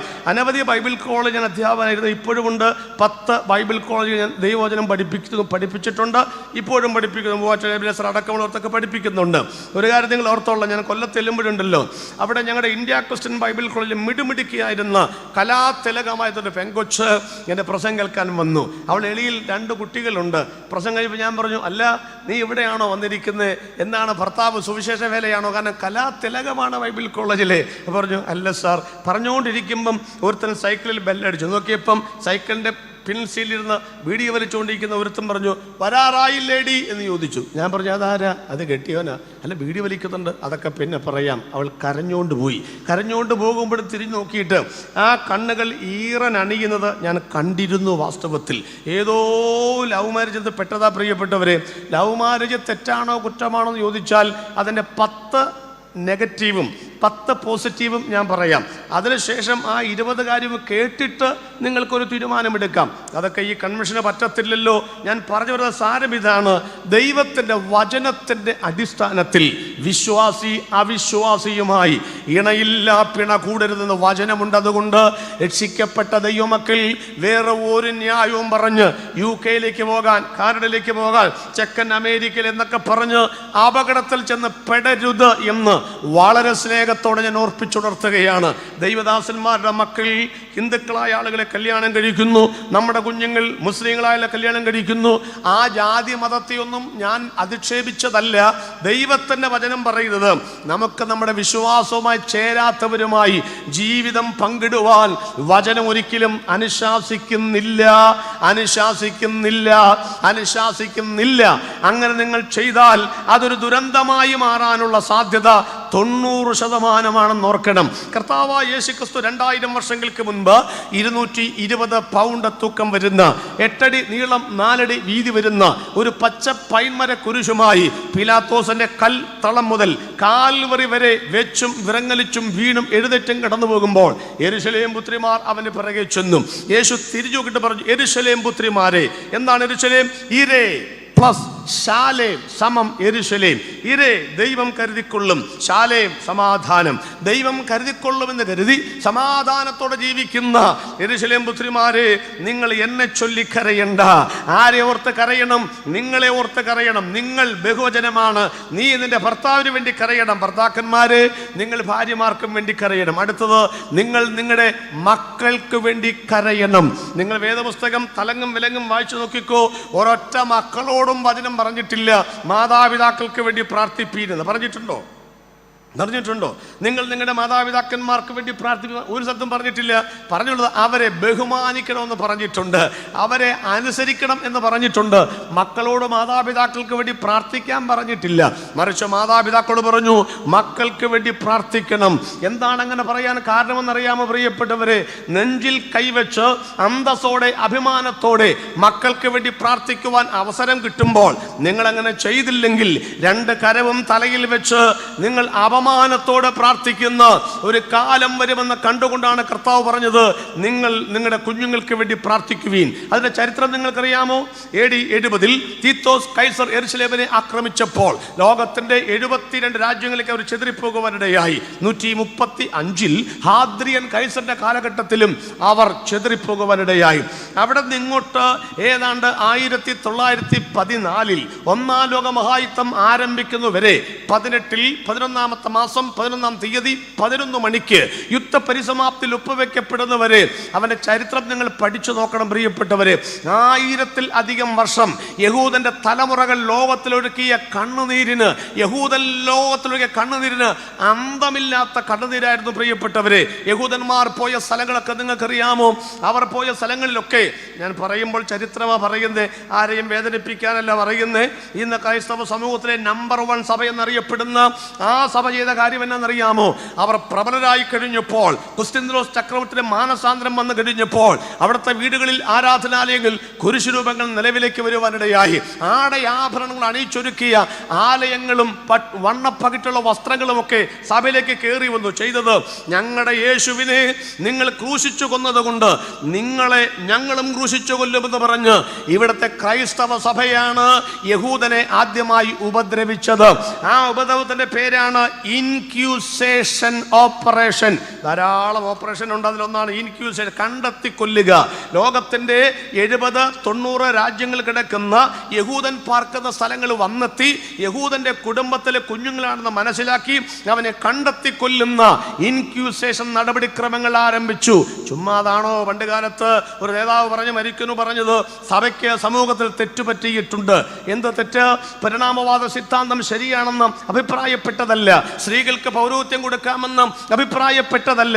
പിന്നെ തെറ്റാണ്, യഹൂദന്മാരെ കൊന്നൊടുക്കിയതിൻ്റെ ഒരു വലിയ ഉത്തരവാദിത്വം ആ ക്രൈസ്തവ സഭയ്ക്ക് അന്നുമുണ്ടായിരുന്നു, ഇന്നുമുണ്ടായിരുന്നു. ഡ്രാഫ്റ്റിംഗ് കേട്ടിട്ടുണ്ടോ?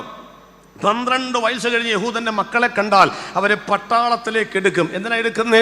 എല്ലുറയ്ക്കാത്ത, മാംസപേശികൾ ചലിപ്പിക്കുവാൻ കഴിയാത്ത, 6 പാക്ക് ഇല്ലാത്ത ഈ കുഞ്ഞുങ്ങളെ അവരെടുത്തിട്ടുണ്ടല്ലോ. യുദ്ധം വരുന്ന സമയത്ത് ശീമപ്പത്തൽ കുത്തി നിർത്തിയതുപോലെ ശത്രുരാജ്യങ്ങളെ വെടിയുണ്ട ഏൽക്കുവാൻ മുൻപിൽ അവരെ നിർത്തും. ഈ വെടിയുണ്ടകളൊക്കെ ചീറിപ്പറഞ്ഞ് യഹൂദന്റെ തലമുറകളുടെ നെഞ്ചും കൂടെ പിളർത്തിക്കൊണ്ടാണ് പോകുന്നത്. അന്യന്റെ ശത്രുവിന്റെ വെടിയുണ്ടകൾ തീരുമ്പോഴാണ്, അനേക യഹൂദ കുഞ്ഞുങ്ങൾ ചിഹ്നിച്ചതിന് കിടക്കുമ്പോഴാണ് ഇവൻ അങ്ങോട്ട് ആക്രമണം തുടങ്ങുന്നത്. അങ്ങനെ 12 വയസ്സുള്ള കുഞ്ഞുങ്ങൾ ഡ്രാഫ്റ്റിംഗ് എന്ന ഓപ്പറേഷനിലൂടെ പട്ടാളത്തിലേക്ക് തിരഞ്ഞെടുക്കപ്പെട്ടു. നിങ്ങൾക്കറിയാമോ, 10 വയസ്സ് കഴിഞ്ഞ യഹൂദന്റെ പെൺകുട്ടികൾ, ലോകത്തിൽ ഏറ്റവും കൂടുതൽ സൗന്ദര്യമുള്ളവരാരാണെന്ന് അറിയാമല്ലോ. എൻ്റെ പുസ്തകത്തിൽ യഹൂദന്റെ പ്രത്യേകത 36 എണ്ണം ഞാൻ അടുത്ത് കൊടുത്തിട്ടല്ലോ. ഒന്നാണ്, ലോകത്തിൽ ഏറ്റവും കൂടുതൽ സൗന്ദര്യമുള്ളവർ അവരാണ്. അവർ സൗന്ദര്യ മത്സരത്തിൽ പോലും പങ്കെടുക്കാറില്ല. കഴിഞ്ഞ പ്രാവശ്യം അവർ പങ്കെടുത്തതിന് വിമർശനങ്ങൾ കേട്ട് കഴിഞ്ഞിരിക്കുകയാണ്. അപ്പോൾ 10 വയസ്സ് കഴിഞ്ഞ പെൺകുട്ടിയെ കണ്ടാൽ ഒരു പുരുഷന് അവളെ ഭോഗിക്കണം എന്ന് തോന്നിയാൽ, അങ്ങനെ ഭോഗിച്ചാൽ അഥവാ ലൈംഗികമായി ഉപയോഗിച്ചാൽ കുറ്റമില്ല എന്ന കിരാത നിയമം ഈ ലോകത്തിൽ ഉണ്ടായിരുന്ന കാലഘട്ടം ഉണ്ടായിരുന്നു എന്ന് ഞാൻ പറയുമ്പോൾ അവരുടെ കുഞ്ഞുങ്ങൾ എത്ര വിഷമിച്ചിട്ടുണ്ട് പ്രിയപ്പെട്ടവരെ. ഇനി ഇവിടെ ഈ വർഷം കുട്ടനാട് മഴ പെയ്തു, നമുക്ക് നെല്ല് കിട്ടിയില്ല, തെങ്ങ് മണ്ടരി ബാധിച്ചു പോയി, ഇവിടെ ആകപ്പാട് ഇടിയും മിന്നലുമായിരുന്നു, മുഞ്ഞ ബാധിച്ചു. ഇങ്ങനെ ഏതെങ്കിലും ദേശത്തൊക്കെ ദുരന്തമുണ്ടായാൽ ഈ നശിച്ച യഹൂദൻ ഇവിടെ വന്ന് കിടക്കുന്നുകൊണ്ടാണെന്ന് പറഞ്ഞ് അവന്റെ കുഞ്ഞുങ്ങളെയാണ് അഗ്നിദേവനും മോലേക്കനും ഒക്കെ പ്രതിഷ്ഠയർപ്പിക്കുന്ന പോലെ അഗ്നിപ്രവേശം ചെയ്യിക്കുന്നത്.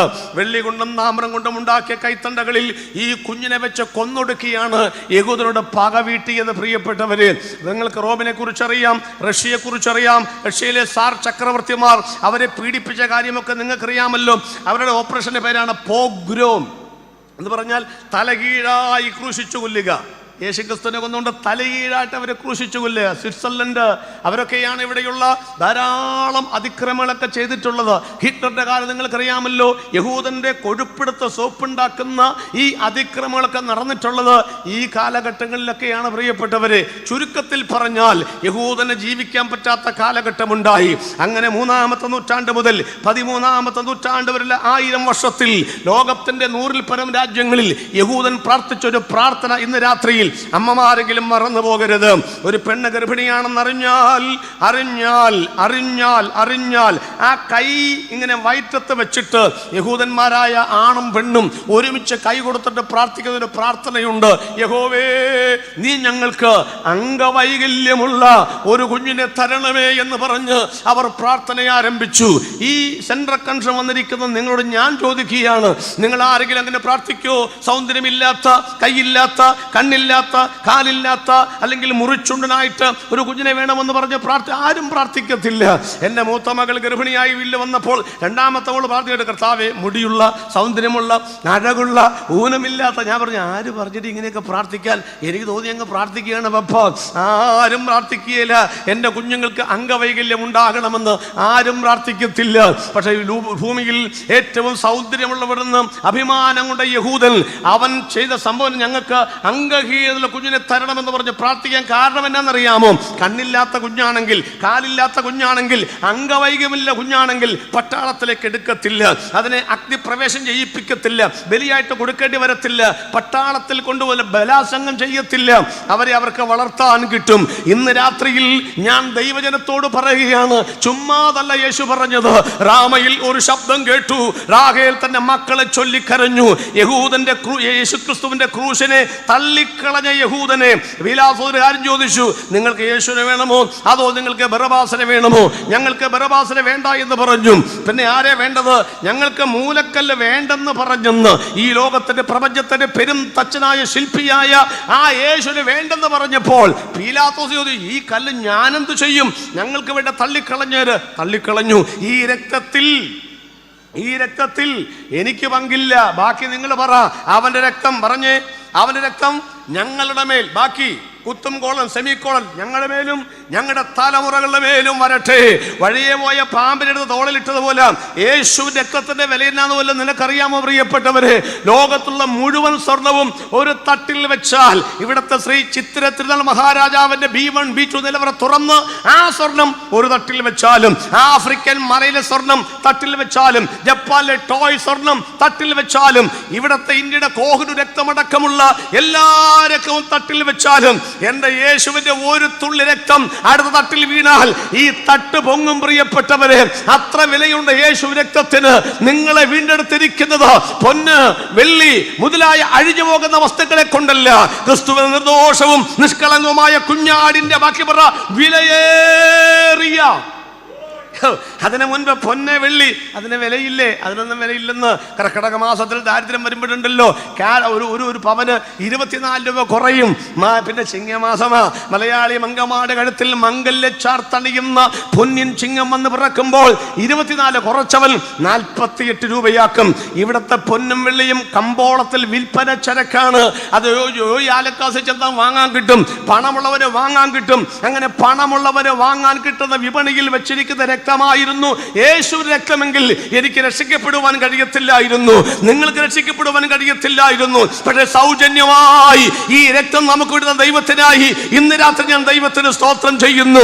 ഒരു തുള്ളി രക്തത്തിന് മുഴുവൻ ലോകത്തെക്കാൾ വിലയുള്ളപ്പോഴാണ് അവൻ ഒരു തുള്ളി പോലും ബാക്കി വെക്കാതെ മുഴുവൻ രക്തവും തന്ന് നമ്മെ വീണ്ടെടുത്തതിനായി ആ കരമൊന്ന് ചേർത്തടിച്ച് ഈ കീഴിലെ മുഴുവൻ കേൾക്കട്ടെ, മുഴുവൻ രക്തവും തന്ന് എന്നെ വീണ്ടെടുത്തതിനായി ആ കരമൊന്ന് ചേർത്തടിച്ചുന്ന രാത്രിയിൽ ഈ ദൈവത്തെ നിങ്ങൾ സ്തോത്രം ചെയ്യണം. ഞാൻ ചോദിക്കുന്നത്, എവിടേക്ക് പോവുക ഈ തലമുറയെല്ലാം? എവിടേക്ക് പോവുക? മംഗലാപുരം, ബാംഗ്ലൂര്, ഹൈദരാബാദ് ഒരൊറ്റ പിള്ളേർക്ക് നാട്ടിൽ പഠിക്കണ്ട. സോറി കേട്ടോ മക്കളെ, അങ്ങ് പറഞ്ഞു പോവുക. നിങ്ങൾ വല്ല ബാംഗ്ലൂരൊക്കെ ആണെങ്കിൽ നിങ്ങളൊക്കെ മോശക്കാരാണെന്നൊന്നുമല്ല ഈ പറയുന്നത്. മോശക്കാരാണെങ്കിൽ നിങ്ങൾക്കുള്ളതും കൂടാ. അങ്ങനല്ലേ പറയാൻ പറ്റുള്ളൂ? തിരിച്ചു പറയാൻ പറ്റുമോ? നാട്ടിൽ ആർക്കും പഠിക്കണ്ട. എന്താ നിങ്ങളുടെ ഉദ്ദേശം? എന്താ നിങ്ങളുടെ പരിപാടി? ആരാ നിങ്ങളുടെ നേതാവെന്ന് ചോദിച്ചു. എന്താ പരിപാടി?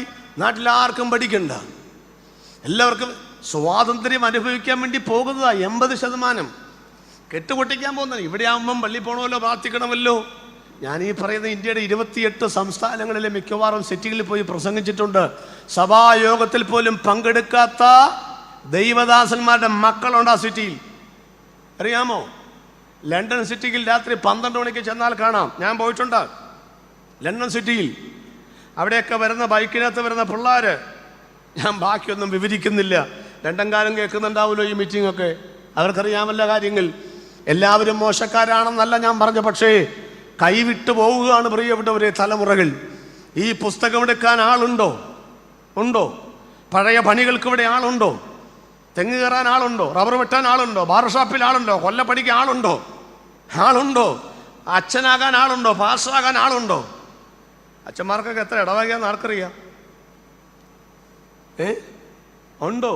സകല ബൈബിൾ കോളേജും അടച്ചുപൂട്ടി, പിള്ളേരില്ല, അടച്ചുപൂട്ടി. എങ്ങോട്ടവരെല്ലാവരും പോകുന്നേ?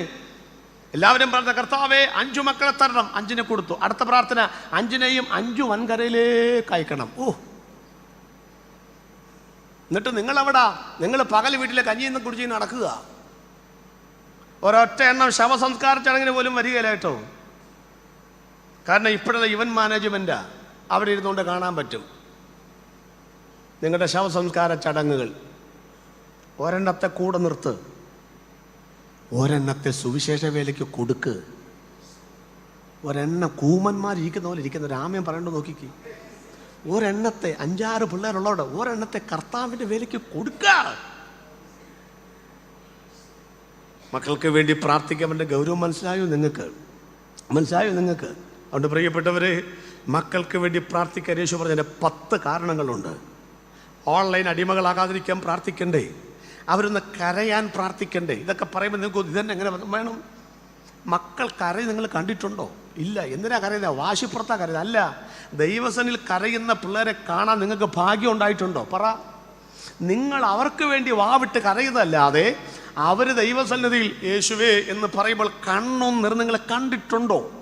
അവരെ കഷ്ടപ്പെടുന്ന നിങ്ങൾ കണ്ടിട്ടുണ്ടോ? നിങ്ങൾ പറഞ്ഞത് കഷ്ടപ്പെടാതിരിക്കാൻ അങ്ങനെ പറയുന്നത്, കഷ്ടപ്പെടണം അവര്. മക്കൾ ഞാനോ കഷ്ടപ്പെട്ടു, മക്കള് തെറ്റാണത്. അവർ കഷ്ടപ്പെടണം. അവർ രൂപയുടെ വില അറിയണം. 1 രൂപ പോലും വരുമാനമില്ലാത്ത കുഞ്ഞ് 40,000 രൂപയുടെ ആപ്പിളിൻ്റെ ഫോൺ വില അറിയണം. അതറിയണം. നിങ്ങൾ മേടിച്ചിട്ടുണ്ടോ 40 ആപ്പിൾ ഫോൺ? നിങ്ങളിപ്പോഴും നോക്കിയയുടെ കൊണ്ടു നടക്കുക, നമ്പർ ഞെക്കി. മക്കൾക്ക് വേണ്ടി പ്രാർത്ഥിക്കണം കേട്ടോ. എന്തിനാണെന്നറിയാമോ? ഞാൻ ഇങ്ങനെ പറയട്ടെ, എനിക്കറിയാം വ്യക്തമായിട്ട്. ഇപ്പം മത്തായിച്ചാൽ ഞാൻ അടുത്ത ആളായിട്ട് ഇങ്ങേർക്ക് ഇങ്ങനെ പുത്തം ചോന്ന് നടക്കുക, പ്രസിഡന്റ് അങ്ങോട്ടാന്നോളൂ അല്ലേ വീട്ടിൽ നിന്ന്. അപ്പോൾ മത്തായി കുഞ്ഞച്ചായനെ ഈ പുസ്തകം ചുമപ്പിക്കാൻ നിർത്താൻ എന്താ മാർഗം? ഞാൻ ലളിതമായിട്ട് പറയാം, നിങ്ങൾ മനസ്സിലാക്കണം കേട്ടോ. എന്താ മാർഗം? ഒരു അസുഖം കൊടുത്താൽ പുള്ളി മാറിപ്പോവോ? പനി, കോവിഡ്. ഇനിയിപ്പം നാളെ ഒരു ക്യാൻസർ. ആർക്കാ വരാൻ മേലാത്തെ? 14 ജില്ലയും ക്യാൻസർ രോഗികളാണ്. ആർക്കാ വരാൻ മേലാത്തെ? ഇതൊക്കെ വന്നാലും നമ്മൾ പിടിച്ചു നിൽക്കും. എന്നാ കാര്യം? കഴിഞ്ഞ കാലങ്ങളിൽ ഇതിനേക്കാൾ അപ്പുറത്ത് നമ്മൾ അനുഭവിച്ചിട്ടുണ്ട് അല്ലേ സന്യാച്ചു? എന്തെല്ലാം പ്രശ്നങ്ങൾ വന്നിട്ട് ഞങ്ങൾ അനുഭവിച്ചിട്ടുണ്ട്. അതുകൊണ്ട് ഇനി ഞങ്ങളെ ഒന്നും വേട്ടയാടി പിടിക്കാൻ പിശാചിനെ ഒക്കുകയല്ല, അവന് നന്നായിട്ട് അറിയാം. പക്ഷേ ഇത്രയും പ്രാർത്ഥനയില്ലാത്ത, ഇത്രയും സമർപ്പണമില്ലാത്ത, ഇത്രയും പോരാട്ട വീര്യമില്ലാത്ത തലമുറയാണ് അവൻ പിടിക്കുന്നത്. അവരെങ്ങാനും നാളെ നോക്കിക്കേ, ഉദാഹരണമാ പറഞ്ഞ്, എൻ്റെ പിള്ളേർ നാളെ ഒരുത്തനെ കല്യാണം കഴിച്ചു പോയാൽ ഞാൻ പിന്നെ പ്രസംഗിക്കൂ? ഇല്ല, ഞാൻ താഴെ വെക്കും. കാരണം എൻ്റെ പ്രസംഗം നിർത്താൻ എന്നോട് ഫൈറ്റ് ചെയ്ത് ജയിക്കുന്നതിന് 40 കൊല്ലമോ ഞാനിത് കണ്ടു തുടങ്ങിയിട്ട്. അതുകൊണ്ട് എൻ്റെ പ്രസംഗം നിർത്താൻ ഏറ്റവും നല്ല മാർഗം എൻ്റെ തലമുറയെ തൊടുക എന്നുള്ളതാണ്. മനസ്സിലായോ? നിങ്ങൾക്കത് മനസ്സിലാവുന്നുണ്ട്. അതുകൊണ്ട് എല്ലാ കണ്ണുകളും ഒരു നിമിഷം ഒന്ന് അടച്ചേ, പ്രസംഗം തീരുകയില്ല. തലമുറയ്ക്ക് വേണ്ടി ഒന്ന് സ്തോത്രം ചെയ്യാനാ. ഒന്ന് കണ്ണടച്ച് ഒന്ന് എഴുന്നേറ്റ് നിന്ന് ഒരു റിലാക്സ്, ഒന്ന് എഴുന്നേറ്റ് നിന്ന് എല്ലാ ദൈവമക്കളും ഒന്ന് എഴുന്നേറ്റ് നിന്നാട്ടെ. ഒന്നിട്ട് വാ തുറന്ന്, കർത്താവേ, നാളത്തെ പത്രത്തിൽ, നാളത്തെ വർത്തമാന പത്രങ്ങളിൽ എൻ്റെ തലമുറയെക്കുറിച്ചൊരു ദുരന്ത വാർത്ത വരരുത് എന്നാഗ്രഹിക്കുന്നവർ ആ കരമൊന്ന് ചേർത്തടിച്ച് ദൈവത്തിൽ നിന്ന് സ്തോത്രം ചെയ്ത്. പ്രിയപ്പെട്ടവരെ, കല്യാണം കഴിപ്പിച്ച് വിട്ട പിള്ളേർ പോലും ഇവിടെ അനേകരോട് ഓടിപ്പോവുകയാ. കോഴിക്കോട് ജില്ലയിൽ 4000 കുടുംബിനികളാ നാട് വിട്ടോടിയത്. സംഭവിക്കാതിരിക്കേണ്ടതിന്, ക്രൂശിത രൂപത്തിന്റെ മുമ്പിൽ കാർക്കിച്ചു തുപ്പാതിരിക്കേണ്ടതിന്, നിനക്ക് സമൂഹത്തിൽ അപമാനം വരാതിരിക്കേണ്ടതിന്, തലമുറകളെ ഓർത്തൊന്ന് കൈയടിച്ച്, ഒന്ന് ഉറക്കെ കൈയടിച്ച് കർത്താവിന് സ്തോത്രം പറ. യേശുവേ, എന്റെ തലമുറകൾ, എന്റെ കുഞ്ഞുങ്ങൾ അവരാരും നഷ്ടപ്പെട്ടു പോകല്ലേ കർത്താവേ എന്ന് ഒരു നിമിഷം പ്രാർത്ഥിക്കുന്നവർക്കായി ഞാൻ ദൈവത്തെ സ്തുതിക്കുന്നു.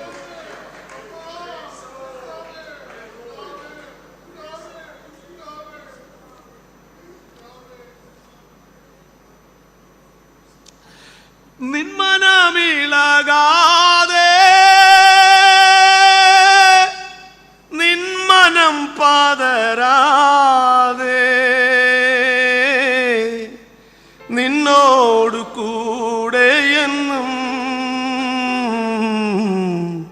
ഞാനുണ്ട് അന്ത്യം വരെ. നിന്മനമിളകാതെ, നിന്മനം പതരാതെ,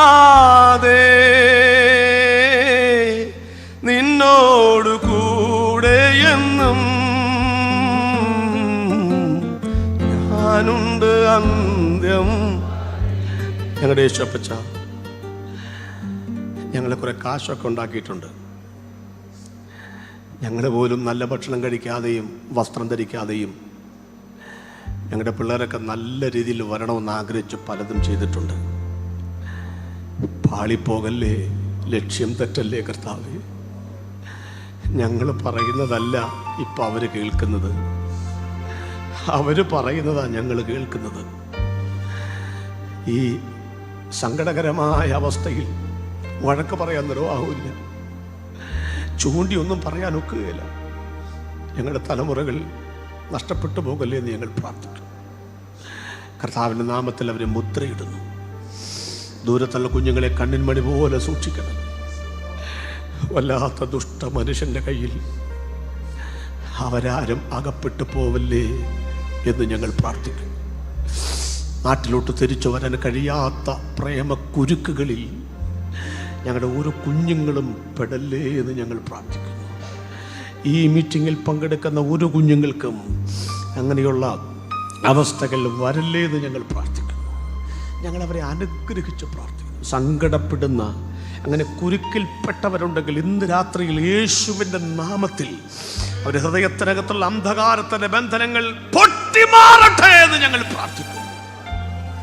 കർത്താവ് അങ്ങനെ പ്രാർത്ഥന കേട്ടതിനായി സ്തോത്രം. യേശു കർത്താവിൻ്റെ നാമത്തിൽ തന്നെ നമ്മുടെ കുഞ്ഞുങ്ങളെയൊക്കെ കർത്താവ് സഹായിക്കും. വിശ്വാസത്തോടെ കരകുയത്തൊരു സ്വത്രം പറഞ്ഞാട്ട് പ്രിയപ്പെട്ടവർ ഇരുന്നാട്ടെ. അടുത്ത ഭാഗത്തോട് നമുക്ക് വേഗം വരാം. അപ്പം നോഹയുടെ കാലഘട്ടത്തിൻ്റെ ഒന്നാമത്തെ പ്രത്യേകത എന്തായിരുന്നു? വിറ്റും നട്ടും തിന്നും കുടിച്ചും പോരുന്ന കാലം. രണ്ടാമത്തെ പ്രത്യേകത വിവാഹം കഴിച്ചും കൊടുത്തും പോരും. അതുകൊണ്ട് മക്കളെ, എന്ത് ഓഫർ കിട്ടിയാലും ദൈവത്തെ ഓർത്ത് ഇതിൻ്റെ പ്രമാണം വിട്ടൊരു കല്യാണം പിള്ളേരെ കൊണ്ട് ചെയ്യിപ്പിക്കല്ലേ. എൻ്റെ ദുരന്തം വർത്തമാന കാലഘട്ടത്തിൽ നിങ്ങൾ കാണും. നിങ്ങൾക്കൊരു നല്ല മരണം ഉണ്ടാകാൻ അത് സഹായകരമല്ല എന്ന് സ്നേഹത്തോടെ ഓർപ്പിച്ചുകൊണ്ട് ഞാൻ ആ ഭാഗത്ത് വിരമിക്കുന്നു.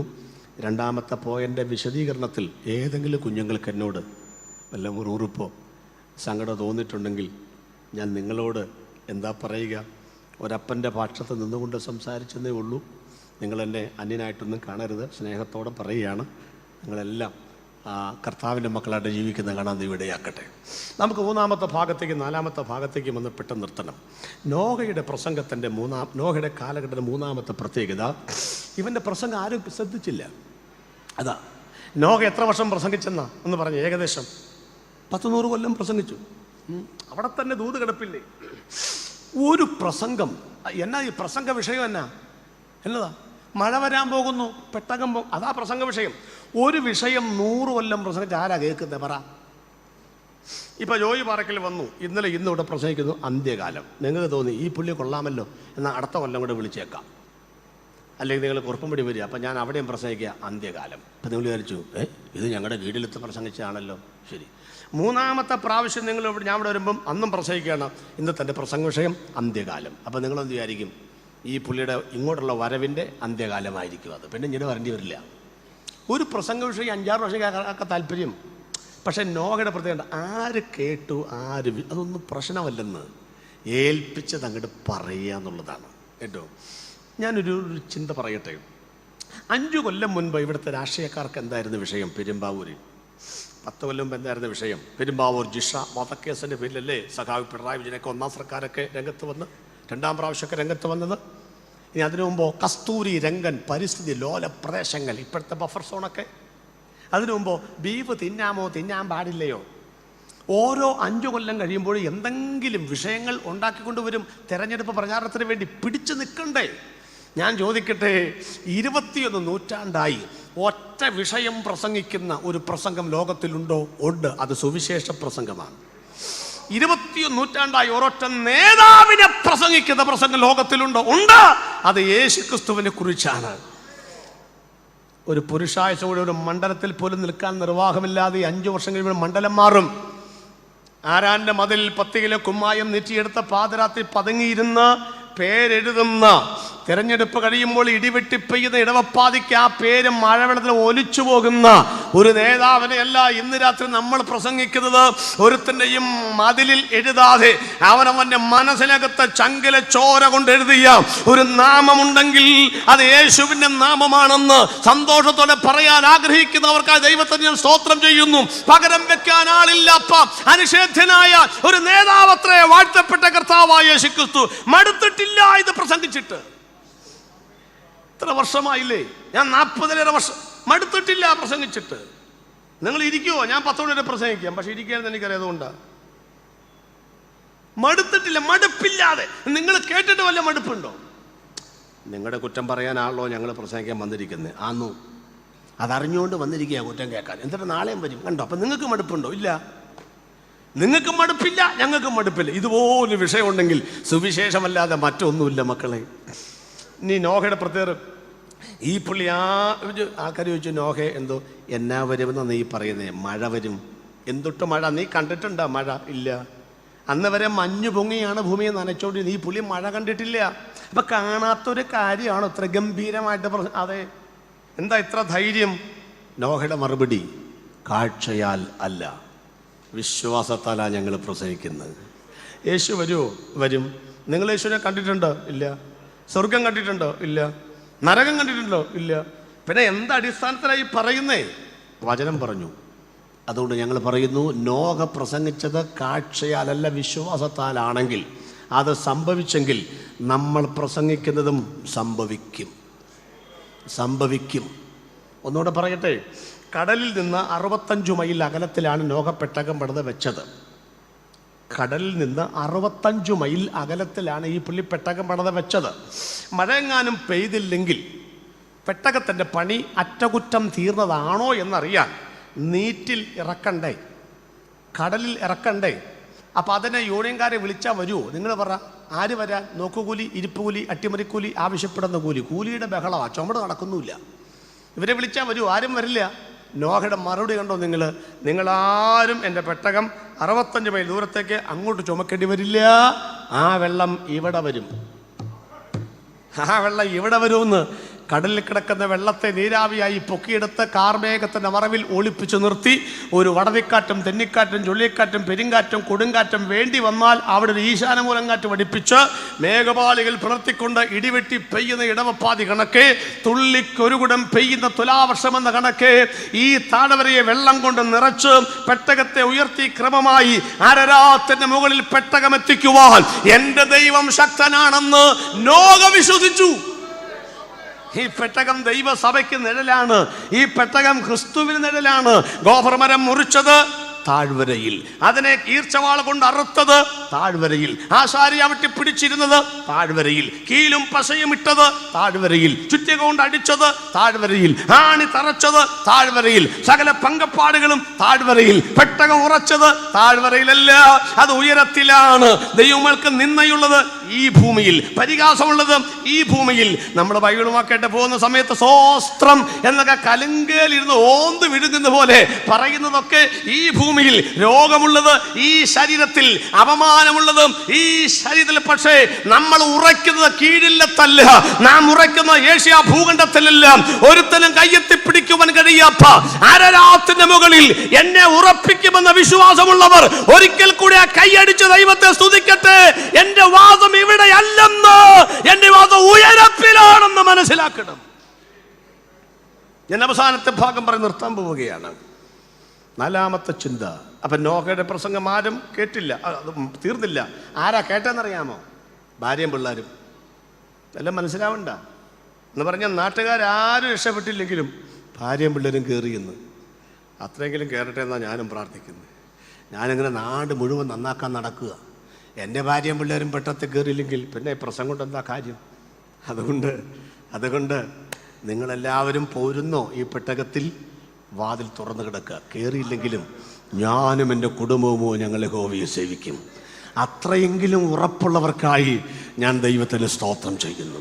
4ാമത്തെ കാര്യം നിർത്തിക്കോട്ടെ. 4ാമത്തെ കാര്യം ഇതാണ്, ഈ വാതിലടയ്ക്കാറായി. എന്താ വാതിലിൻ്റെ പ്രത്യേകത? ഈ പെട്ടകം ഉണ്ടാക്കിയത് ആശാരിയാണ്. പ്ലാനും പദ്ധതിയും ദൈവത്തിൻ്റെയാണ്. വിചാരിച്ച് വെച്ചത് ആശാരിയാണ്. അടയ്ക്കാമോ തുറക്കാമോ നോക്കിയത് ആശാരിയാണ്. പക്ഷെ വാതിൽ അടച്ചത് ആശാരിയല്ല, നോഹയല്ല. അവനാരാ? യഹോവയായ ദൈവം പെട്ടകത്തിൻ്റെ വാതിലടച്ചു. ഏതാണ് വാതിൽ എന്നുള്ളത് മനസ്സിലായോ? വാഴ്ത്തപ്പെട്ട കർത്താവായ യേശു ക്രിസ്തു ഭൂമിയിൽ വന്നപ്പോൾ 7 അവകാശവാദങ്ങൾ പറഞ്ഞാൽ ഒരെണ്ണമാണ് ഞാൻ വാതിൽ ആകുന്നു. വാതിൽ 2 കാര്യമേ ചെയ്യൂ. ഒന്ന് അടയ്ക്കുക, ഒന്ന് തുറക്കുക. അടഞ്ഞു കിടക്കുന്ന വാതിൽ ഇനി അടയ്ക്കേണ്ട കാര്യമില്ല, തുറന്നുവെച്ചാൽ മതി. തുറന്നു കിടക്കുന്ന വാതിൽ ഇനി തുറക്കേണ്ട കാര്യമില്ല, അടച്ചുവെച്ചാൽ മതി. അപ്പം യേശുവാകുന്ന വാതിൽ ഇപ്പോൾ തുറന്നു കിടക്കുകയാണോ അടഞ്ഞു കിടക്കുകയാണോ? യേശുവിൻ്റെ വിലാപ്പുറത്തൊരു കുന്തം വെച്ച് കുത്തി 6 ഇഞ്ച് നീളമുള്ള 3 കാരിരുമ്പാണികൾ കുത്തി തറച്ചതോടുകൂടെ മുറിവുകൾ പ്രത്യക്ഷമായി. യേശുവിൻ്റെ പ്രത്യേകത നിങ്ങൾ കണ്ടോ? മരിച്ച് അടക്കപ്പെട്ട ഉയർത്തെഴുന്നേറ്റ ശേഷം ശിഷ്യന്മാർക്ക് കാണിച്ചു കൊടുത്തു. ഈ മുറിവിൽ വന്ന് കൈയിടാൻ പറഞ്ഞു. ഇന്ന് രാത്രി ഞാനൊരു കാര്യം പറഞ്ഞോട്ട് പ്രിയപ്പെട്ടവര്, തന്നെ പിടിക്കാൻ വന്ന മൽക്കോസ് എന്ന് പറയുന്ന ദാസന്റെ കാത് പത്രോസ് വെട്ടി താഴെയിട്ടപ്പോൾ അറസ്റ്റ് ചെയ്യാൻ വരട്ടെ, ആണിപ്പഴുതിന് മുൻപ് എൻ്റെ ശത്രുവിന് ഒരു ഉപകാരം ചെയ്തേച്ചും മരിക്കാമെന്ന് പറഞ്ഞ് ആ കാതെടുത്ത് ഒട്ടിച്ചു കൊടുക്കുവാൻ അത്ഭുതം പ്രവർത്തിക്കുന്നവനാണ് യേശു. ആ യേശു 21 നൂറ്റാണ്ടായി തൻ്റെ മുറിവുകൾ അവൻ അടച്ചിട്ടില്ല. എൻ്റെ പ്രാർത്ഥനാ മുറിയിൽ ഞാൻ പ്രാർത്ഥനാ നിരതനായി ദൈവത്തോട് ചോദിച്ചു, കർത്താവേ, നിന്റെ മുറിവെന്താ അടയ്ക്കാത്തത്? നീ എത്രയോ പേരുടെ മുറിവ് കെട്ടുന്നവന്, ഈ ഇരിക്കുന്ന 100 കണക്കിന് ആളുകളുടെ മുറിവുകൾ അവന് കെട്ടുന്നവന്, നിന്റെ മുറിവെന്താ കെട്ടാത്തത്? യേശു പറഞ്ഞു, മുറിവുണ്ടായാൽ വേദന ഉണ്ടാകത്തില്ലേ? ഈ ഇരിക്കുന്ന മുഴുവൻ ആളുകളെ കുറിച്ചും എനിക്കൊരു വേദനയുണ്ട് കുഞ്ഞേ. എന്നാ വേദന എന്നറിയാമോ? ഇത് ഞാൻ അടയ്ക്കത്തില്ല. ഇതാണ് സ്വർഗത്തിലേക്കുള്ള വാതിൽ. ക്രൂശാണ് സ്വർഗത്തിലേക്കുള്ള വാതിൽ. യേശുവാണ് സ്വർഗത്തിലേക്കുള്ള വാതിൽ. ഞങ്ങളാരും വാതിലുകളല്ല, ആ വാതിൽ പ്രസംഗിക്കുവാൻ വന്നവരാണ്. പക്ഷെ ഇന്ന് രാത്രി ഞാൻ പറയുന്നു, ഈ കൃപയുടെ വാതിൽ അടയാനായിട്ട് പോവുകയാണ്. യേശു ജനിച്ചപ്പോൾ വചനം പറഞ്ഞു, സകല മനുഷ്യർക്കും രക്ഷാകരമായ ദൈവകൃപ ഉദിച്ചുവല്ലോ. രക്ഷിക്കപ്പെടുന്നവരെ കുറിച്ച് വചനം പറയുന്നു, കൃപയാലല്ലോ നിങ്ങൾ വിശ്വാസം മൂലം രക്ഷിക്കപ്പെട്ടിരിക്കുന്നത്. ജീവിക്കുന്നവരെ കുറിച്ച് റോമാലേഖനം പറയുന്നു, കൃപയാലാണ് ജീവിക്കുന്നത്. സ്വർഗത്തിൽ ചെന്നാൽ കൃപയുടെ അത്യന്ത ധനത്തെയാണ് കാണാൻ പോകുന്നത്. ഒറ്റവാക്കി പറഞ്ഞാൽ ഈ കൃപയുടെ വാതിൽ അടയാനായിട്ട് പോകുന്നു. ഒരു നിമിഷം എഴുന്നേറ്റ് നിൽക്കാം. നിങ്ങളുടെ വേദപുസ്തകം ആ കസേരയിൽ വെച്ചാട്ടെ പ്രിയപ്പെട്ടവര്. 2000 വർഷങ്ങൾക്ക് മുൻപ് കണ്ണടച്ച് നമുക്ക് വേണ്ടി ക്രൂശിൽ മരിക്കുന്ന കർത്താവ്, തൻ്റെ അടുക്കൽ വന്ന മുഴുവൻ ആളുകളെയും കയ്യിൽ കൊളുത്തിയെടുത്ത് മാറോട് ചേർത്ത കർത്താവ് ക്രൂശിൽ ഇങ്ങനെ പറഞ്ഞു, എൻ്റെ ദൈവമേ, എൻ്റെ ദൈവമേ, നീ എന്നെ കൈവിട്ടതെന്ത്? ആ കൈവിടലാണ് യേശുവിൻ്റെ മുറിപ്പാടുകൾ.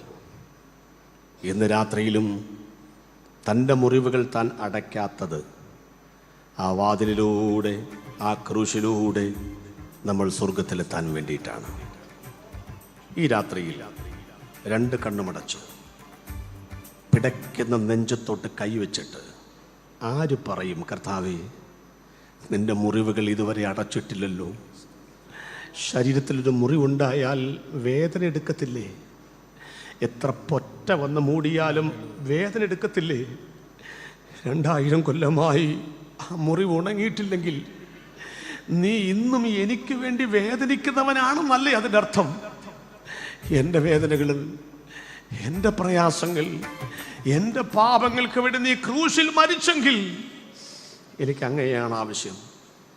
കൃപയുടെ വാതിലടയും മുൻപ് എൻ്റെ പാപങ്ങളും കുറവുകളും ഏറ്റുപറഞ്ഞ് അങ്ങയെ എൻ്റെ രക്ഷിതാവും കർത്താവുമായി സ്വീകരിച്ച് ഈ പെട്ടകമാകുന്ന ദൈവസഭയ്ക്കകത്ത് കയറി നിത്യതയിലെത്തുവാൻ കുരിശൻ്റെ ചുവട്ടിലേക്ക് ഞാൻ വരുന്നു എന്ന് ആര് പ്രാർത്ഥിക്കുമെന്ന് രാത്രി? രക്ഷിതാവിനെ കാൺക പാപി, രക്ഷിതാവിനെ കാൺക പാപി, നിന്റെ പേർക്കല്ലയോ ക്രൂശിന്മേൽ തൂങ്ങുന്നു, നിന്റെ പേർക്കല്ലയോ ക്രൂശിന്മേൽ തൂങ്ങുന്നു. കാൽവറി മലമേൽ നോക്കു നീ, കാൽവറി മലമേൽ നോക്കു നീ, കാൽകരം ചേർന്നിതാ ആണിമേൽ തൂങ്ങുന്നു, കാൽകരം ചേർന്നിതാ ആണിമേൽ തൂങ്ങുന്നു.